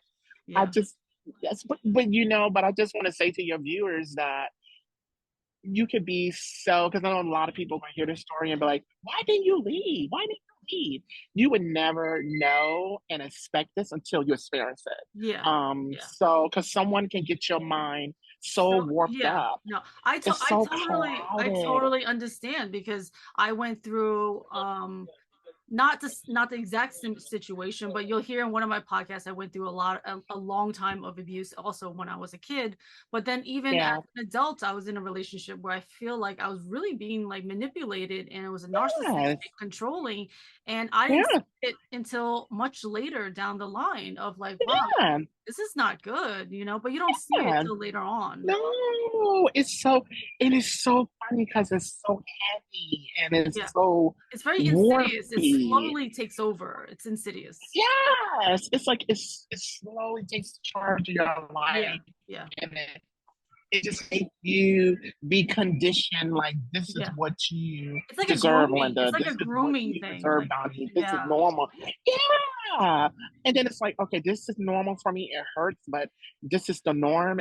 It's like, to me, it felt heavy. It physically felt heavy. Like it was like physical blinders in my ear and my head when I was around him, and it felt so heavy. And it seemed like everybody was telling me to leave, and I'm quite sure you can agree, everyone was telling me to leave, and I didn't want to hear what they were saying. It's just like everything your parents tell you, everything your girlfriends tell you, you did not want to hear it. You won't hear it, you won't see it until much later, when it's oh my goodness, it's crazy.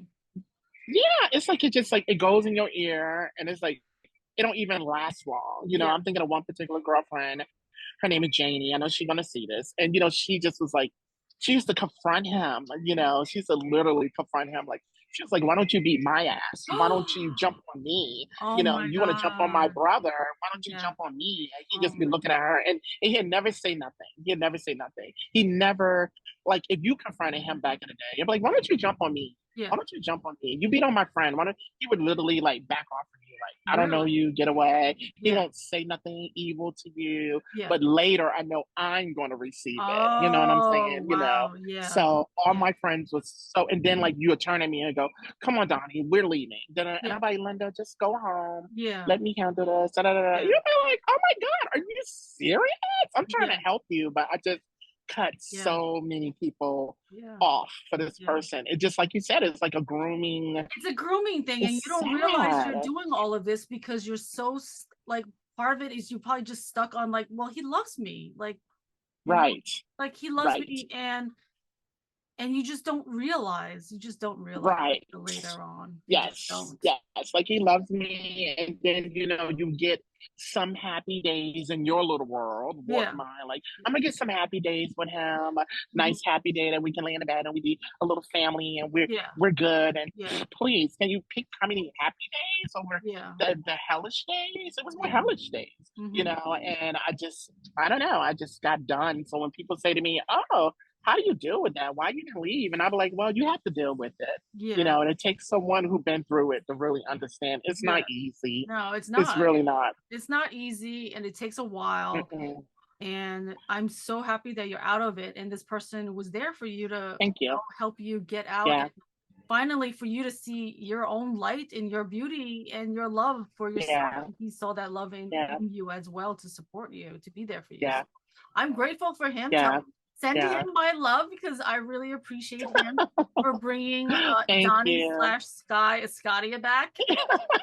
You're so funny. That's one thing I want to say about you from back in the past. You never called me by my aliases. You always called me Donnie. I always I called him remember Donnie. back It in was the always day. Donnie to me. Like I'm like Escadia. Yeah, that's the No, old that Linda. doesn't sound right. It doesn't come out of my mouth easily. Sky, maybe Sky, but Escadia. I'm like, what? No. I never forget it. I told you in the beginning. I was like, "Oh, Linda, I'm gonna start calling myself Escadia." You're like, "Who? Like Escada? What?" And I What? was like, Yeah, I think. "Yeah." I was like, "Yeah, put an I in it." And he was like, "Okay, that's nonsense. I'm like, I'm not trying to hear that." I'm I don't like, "What are you understand talking it. about? I don't get it. Why don't you just stay with Donnie?" I was like, "But I like it." He just shot it all the way down, like pow, pow, pow, pow, pow, pow. No, and everybody else was like, "Hey, Escadia." You're like, "Okay, you got other people calling you that now?" What's Oh my goodness, you was a part of my life when that was going on. You was like, "No, I'm not calling you a Scotia. Your name is Donnie." I'm like, "Oh my goodness, this woman right here. I don't know, but it is what it is." Oh my god, I'm It is such a what it bitch. I'm is. so sorry. Hopefully you didn't get offended. How like No, much you were I just would. Linda. You were just Linda. It did not, I don't know. I guess with you, it just was not we never argue. That's the No, like it interesting. didn't come from a mean place. It was just really blunt. No, yeah, it was extremely blunt and real. That's just it. That's what I'm saying about your voice. It was always blunt, Very blunt. real. Like a That's knife, it. a blunt This knife. is the Like truth. let's cut this shit. Let's cut it down. I researched this, and no, I don't like it. I'm like, Oh. okay. Oh. And I remember one time you and Mark, it's so funny because Mark thought to put the I in there, and it was like Escadia. And I was like, look, that's how we came up with it. And he was like, it's still a Scada. I mean, really, no matter how you put it, like, we know you got it from a Scada. I was like, okay, let me not tell this to this woman. Let me just stay with Donnie, with her. Like my mom. My mom don't even call me a Scotia. She call me Donnie. Like when people call me, like, can I speak of Scotia? She's like, who? Donnie? Okay, hold on. The phone is for you. I'm not calling you Scotty. She likes Sky too. She do like Sky. See, but she can deal with that. I can get with Sky. It's either Sky or But a Donnie. Scotia, No. she don't even say a Scotia, right? She says Scotia, like the label. To me, Escadia. it doesn't come out. Escadia. I'm like, what? No, Sky. Donnie. Donnie Sky. Donnie. Donnie so Sky. funny. Donnie so funny. Sky. Donnie Sky. Any up and coming like art shows you gonna be doing? Yes, well, you guys should reserve and come out March 31st. I want to throw a launch book party, birthday party, art hustle party, everything party. March 31st, Friday. So if you guys feel like taking a trip to New York, I think you should save the date, March 31st. What is your partner? His name is Dex. Dex? Oh, I love his name. I'm not sure you love his name and you don't love my name. You make me sick. You are so funny. I'm sorry. So wrong. Well, at least you know that I can't lie. So wrong. Well, at least you know that I'm being authentic and I'm not lying. You never lied, Linda. That's the problem, okay? You never lied. I like Sky. Like, I like Sky. I love that. Sky and Dex. Okay. Now, how would you spell Sky? Sky? Yes. Let's see if you're gonna spell it correctly. No. It's Skye. You know, I gotta be a little different. Skye. Sky. But yes, his name is Dex, and he's a great guy. How do you spell Dex? Is it D-E-X or is it spelled differently? D-X. It's Dexter, but it's just Dex. D-E-X. He is a definite Linda. It says Skye. I'm not gonna go through this with you. He is definitely a man's man. I can't wait for you to meet him. Can you send me a picture? Can you send me a picture of Yes, I definitely will. He is so, oh my goodness. He's a Marine. He's very a man. You would think that he is aggressive, but he's not. I'm the aggressor. Yeah, I mean, that's not surprising, but I'm the one that basically handles everything and, things to be done and things like that. But he's always cooperative, but he gives his opinion as well. He's patient. Those are some turn-ons for me. You know what I'm saying? Like if I say something out of line, he definitely lets me know, but he's not like that other thing. He definitely let me have my voice. Yes. He lets me have my voice, definitely. It's like, and that's great when you're with someone and they let you have your voice. Like Linda, when Linda has to say matters, you know what I'm saying? You know, I don't agree to it, but it matters to me because it matters to Linda. That's what I love, you know, and I love that's him excellent already. about him. I love him. Yeah. He's he's a very big introvert, and we're not introverts at all. Well, No. I thought I was an introvert, but now that you tell me about me, I don't sound like one. No, you was not no introvert. I'm sorry. You was like in the what they call them? Introvert, extrovert, introvert. Yeah, it's together. In the middle. It's together. Yeah, the middle one. I forget what they call them. Ambivert or something? I don't know. Yeah, that's what it is. Ambivert. Yeah, that was definitely you. Yeah. Oh my goodness, that was definitely you. In the middle. Yeah, I gotta send you the little emoji of the little character on Instagram called the blogs, and he's like half and half. And one of them is an extrovert, and the other one is an introvert. And the one is an introvert is so how you used to be, just quiet, reserved, to themselves, read their books, into their art. And then the extrovert one is like me, it's like, woo, let's have a party and drinks and talking. And then the one in between is just in between. It's like it comes and it goes. But Dex is definitely an introvert. Okay. He would sit here while this whole cast is going on and just sit behind us and just be quiet. And you were like, hey, he just probably been a tab back up. And then that's it. It's just like he pays attention and really want to know what's going on. And like, not in a bad way, but just he really watches studying. And just observes and absorbs the environment around him. Right. He's very observant, not shady observant, but just very, that like me, I want to know, like, I want to know what's going on. Who's Linda? Hey, Linda, you know, like, I want to talk a little bit. I want to be a part of the podcast too. I just like to belong in things and talking things, you know, because I have a voice, you know. Connection. Yeah, and that's why I think, you know, I love my job because I talk to people all day. Oh, Linda, I got something exciting to tell you. You probably want to share this on your podcast. Yes. I'm just thinking about making a podcast too. You totally should. Yeah. I wanted to be different. I want your opinion about it. I want to do something that it'd be one gay person and it'd be one straight person, total straight person, and a person that is comfortable in their sexuality, being, you know, heterosexual, blah, blah, blah, and me. And we talk about everything, just about events, like our own alternative views on everything. Like we can have our little positive debates and things like that. We can have like a person like you come on and give your viewpoints, you know, views, well, like stuff like that about men and things like that. And he can give his view on it, and then I can give my little view on it, and we can debate on it. But it's always come to an alternative view, but at the end of our show, we always come to a conclusion together. It's always together. I love it. I was thinking about doing something like that. You should do it. You should totally do it. Yeah, I was really, really thinking about. I think you'll be really, really good at it because you have a beautiful personality. It's outgoing. It's like open. And people will just feel comfortable to talk to you. So I think it's great.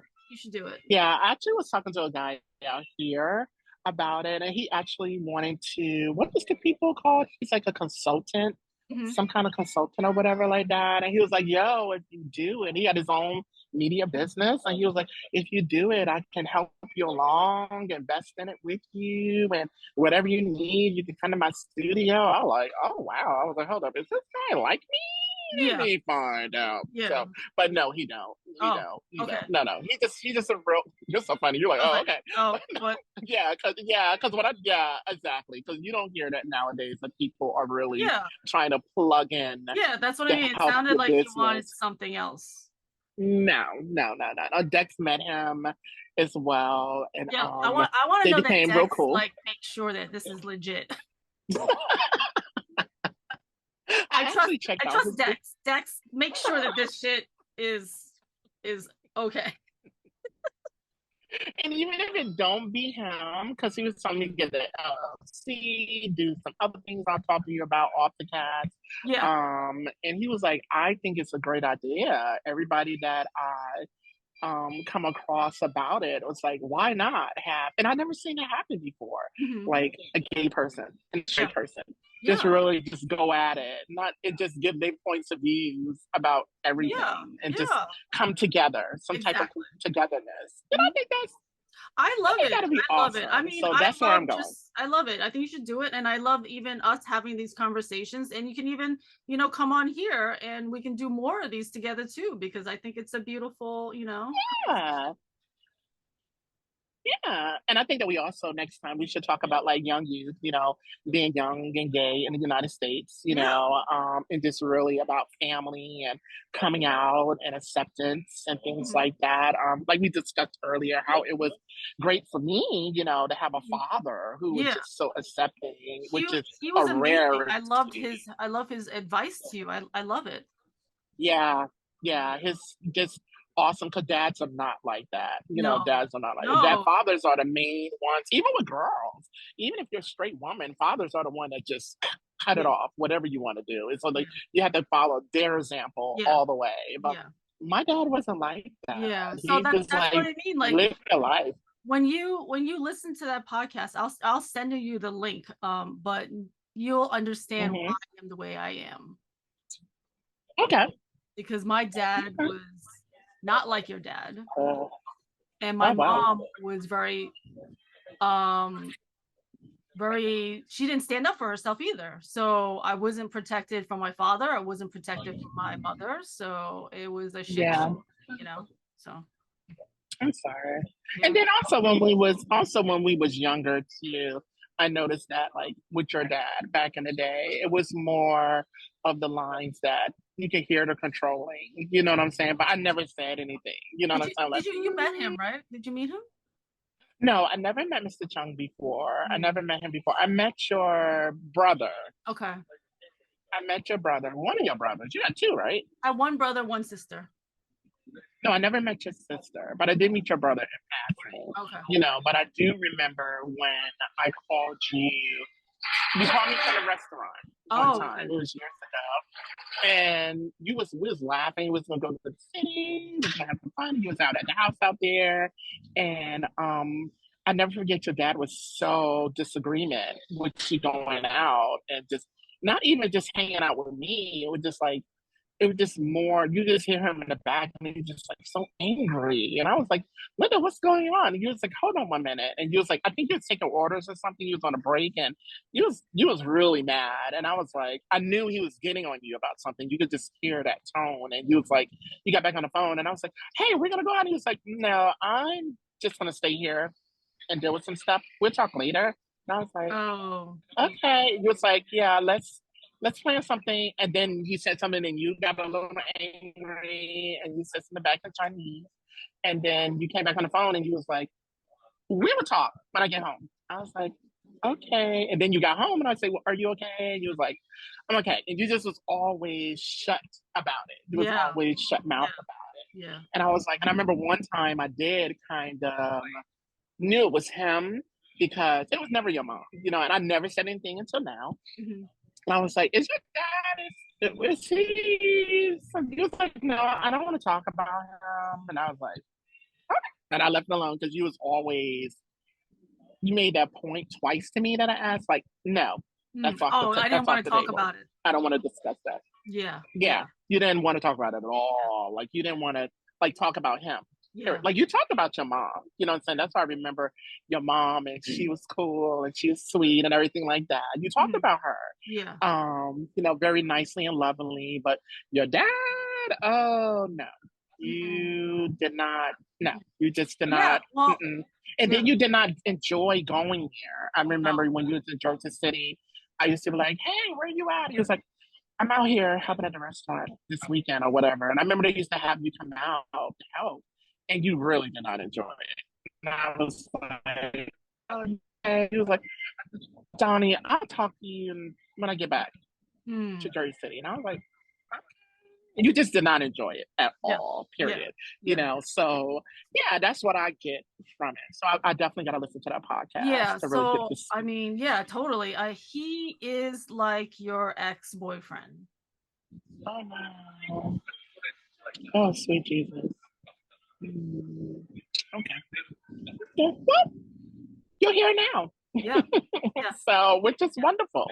Yeah. Which is wonderful, which is a blessing, you know. So people like that, you just have to pray for. And I just want to end it on this note with both of them that you wish the best for them. And when you do that, and when you release that, and genuinely do that, let it go. You'll be blessed. Yeah. Well, You know, when you hold that that's why like animosity this is and a the hurt. huge that's why this is a huge moment for me, because I finally said it on the podcast, and that's Good. why I'll share it with you, because for me to say it, it lets it go. Yes, good, good. You know, and of course it will always be there, you know, even with that jerk, you know, I'm sorry, baby doll, you know, even with that jerk back in the day and everything like that. And but we are where we at right now. You know what I'm saying? And you are blessed and you're gonna have so many blessings. You know, so many blessings and so many things and so many look at your beautiful children and how they love you and everything like that. And a wonderful mom you are and the awesome stop crying. We're not gonna do that. We don't do that. We don't do tears. You know, Edit this but out. I'll just put the camera onto you. okay, cool. Yeah, just, you know, you I'll know, we just just change always it and then focus on you while I'm I crying. have it all on me now. You know, Just but be it all just, on you you, know, but yeah. okay, that's Yeah. cool. I love that. You know, I Yeah. love attention. Yeah, exactly. But So like yeah, it definitely just, you know, yeah, we can even do like some weekly like podcasts and chat for a little while, you know? that sounds Nice. awesome. I would love that. I would love that. You know, 'cause it's all about healing and connection. Yes. And I always embrace our connection. Yeah. And we always have something to say, no matter Yeah. what it is, you know, no Yep. matter who it is, so what's going on. And we always have genuine, great conversation. Oh, Yeah. I gotta ask this before I let you go. Yeah. How is it when I see your parties with the gallery parties? Oh my goodness, all these good looking men, girl. I mean, just ugh. I was going through some of the pictures and some of the little things. I'm like, oh my god, he's fine. He's fine. He's fine. There's around all these good looking men. I mean, oh, girl, I that's how didn't you have do any it. of them. Maybe one. Oh, Maybe why? I dated one of them, but no, I really don't date very often. Nobody Yeah. approaches me. I probably seem like such a Hmm. I don't know, maybe I seem so reserved that people don't feel comfortable Yeah. approaching me because I'm so like on my mission of doing whatever I'm doing, you know? Right. So Right. And then also it's our energy too. yeah, You know, the energy from where we come from yeah, yeah. and what we dealt with. And Very it's guarded. so Very weird. guarded. Yeah. And just like even that sensei, I'm gonna send you some clips of him too. Yeah. He was saying that our energy, people see your energy when you walking somewhere or dealing somewhere. And men do too. Like, oh, I want to talk to her. She's beautiful. Darn, man, I Yeah. can't come with that game with her. Yeah. No, Yeah. you're not gonna come with the game with me. So they back off. They rather go to some other girl and deal with Yeah. that with them. So it's not our fault. You're Yeah. definitely helping me out, dude, but not coming to me. Yeah. So yeah, you know, yeah, you're reserved, but you just have standards and class about yourself. You always had that, but you never. They never was a factor. It was like men was never dating, and men was never a Yeah, factor because it was like all about your probably school. not a need for me. I wasn't really focused on that. Like I was focused No, on school, no. graduating, and work. You Yeah, know, I that guess. was your, oh my goodness, that was your passion, Yeah. was your schooling and finish. And that's why you wanted that reward Yeah. in college. I remember that. See that? I remember you won that reward, which is excellent. I did. I And got you the just was golden more nipple. put, yes, ma'am, that's excellent. And that was not from someone who was distracted by guys. You just was No. not. Mm-mm. And then you worked for Hillary Duff, I think. Yep. Was it Hillary Duff? Yeah. Yep. See that? I remember. And you was happy about that and all that like that. And you just was not, even when you had your son, you just was not distracted like that. It's Yeah. like, okay, yeah, I'm married, but I'm still doing me, Yeah. you know? And I mean, things happen. You know what I'm saying? I mean, sometimes we got to revisit the old person to get Yeah. some things from that. you know, and that's what had to happen with me with the old Escadia. Yeah. I believe I am the old Escadia, but I'm not dumb like the old Escadia. I'm a grown up now, so it's not no club scene out here in Austin. It's not no different guys. I'm just one guy, and it's something about the old Escadia I love. Well, So see, we want to revisit. that's why I think it's beautiful that we talk, because we're gonna remind each other of the old version of us that was super strong and focused on what we were doing. So I think that's beautiful. Oh yeah, definitely. Oh yeah, definitely. We definitely got to revisit the old Linda, because the old Linda was bomb. Yeah. The old Linda was. I mean, she wasn't fun as this Linda. Yeah, no, she was But not it was fun. just I wouldn't call her fun. But I loved her. I loved her. It was just something about her. It just was just serious and just we just just need to combine the two now, just, the old and the new, that we combine them, and then because Yep. the old was just like, she wasn't fun, but it was times that she was fun. You know, like she was mature fun. Yeah. Like she always had class. When we went out, she made arrangements for restaurants. She made arrangements to do this outing, and she just had like a schedule for things, which was interesting to be so young. Because I'm like, girl, let's just go to the bar, and you're like, no, I got this to do. I have this to do. I have this to do, and just like bullshit was not tolerated with the Olinda. It was just, she was the bomb. So we definitely got to revisit her. Yeah, I love it. We definitely got to and you just was on track, you know, and you know, things happen, you know, that we get a little bit off track, what we were discussing earlier. You know what I mean? You know, you get distracted, that you have to pull from that old version of yourself and just look at some old pictures, you know, of the old Linda. But like, girl, what was your tea? What was wrong with you back then? What was something? You know, Escadia Sky, Donnie told me about you. What was it about you? I mean, she probably looked back at you like, bitch, we had our shit together. We was doing some amazing things to be where you at now. Yeah. You know? Exactly. And that's awesome. So the Olinda was fab. I like that. I love the Olinda. The Olinda was fabulous. You know, I just can't think of anything negative really about her that I disliked. I don't know about anyone else. I don't know. I can't speak about anyone else, but to me, what I saw, she was on point. So it's not surprising when I see Art and Hustle. It's not surprising when I see your artwork over the years, and you know, your beautiful children, and you know, and I know you're an awesome mom. I know you are just an awesome mom. I know that for absolute fact. And I know it's a structured environment, but I know for a fact it's a fun environment, because you just was always amazing. You know what I'm saying? So I know it's not chaotic. Yeah. You know, so it's, you know, for one of your friends to sit back and go, oh, I'm so shocked you did this. I'd be like that friend in the group, like, girl, I'm not shocked she did this. I'm just waiting for her to do the bombastic stuff to be on TV. And let's see some broadcasting stuff, some Oprah stuff, or some Harpo stuff, or, you know, some PBS stuff, or, you know, some Netflix stuff, you know, because this is what LindaLCheung was always about. You know, she always about, anyone that's listening to this or seeing this is what she was always about: business, you know, and structure and class, you know. So I love you so I was much. the fun one. I was the fun one. I was the fun one. And the one that used to like pull me back on the track. You were the fun one. You were the outgoing one, and I was always like, Donnie, come, what? Like, let's go. Let's go do this. Calm down. Like, when we going to school? When you're going back to school? When you're going back to school? That's what I want to know. When you're going back? I'm like, I don't know. Never. That was my energy. Your energy was like, okay, well, I'm in school, so you need to go back. But it was always great advice. So, and that comes from great energy. So I definitely, oh God, I got to give a tear on that, because thank you. I do miss that about you, because you was always amazing, and it's awesome we're back in contact with each other. So, and I'm excited. I'm where this super goes grateful that you are back in my life and we can chat some more. And because there's nothing like having a friend that knew you from before.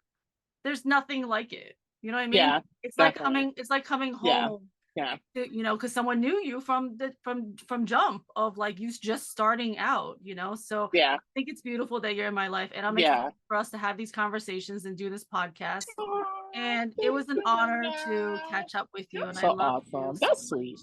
And I'm so happy you have Dex here, and I'm so I happy love that you too, you're in a more sweetheart. peaceful place, and I love you so much. So we'll definitely catch up again soon. Oh, yes. Okay. I'm definitely there. Okay. Okay, All right. Mama. Reach Okay. out to me. Love you. Anytime you want to reach out to me, anytime you want to talk to me, reach out. Okay. I love you too. Love you. Love you. Bye. Bye. You Bye. are.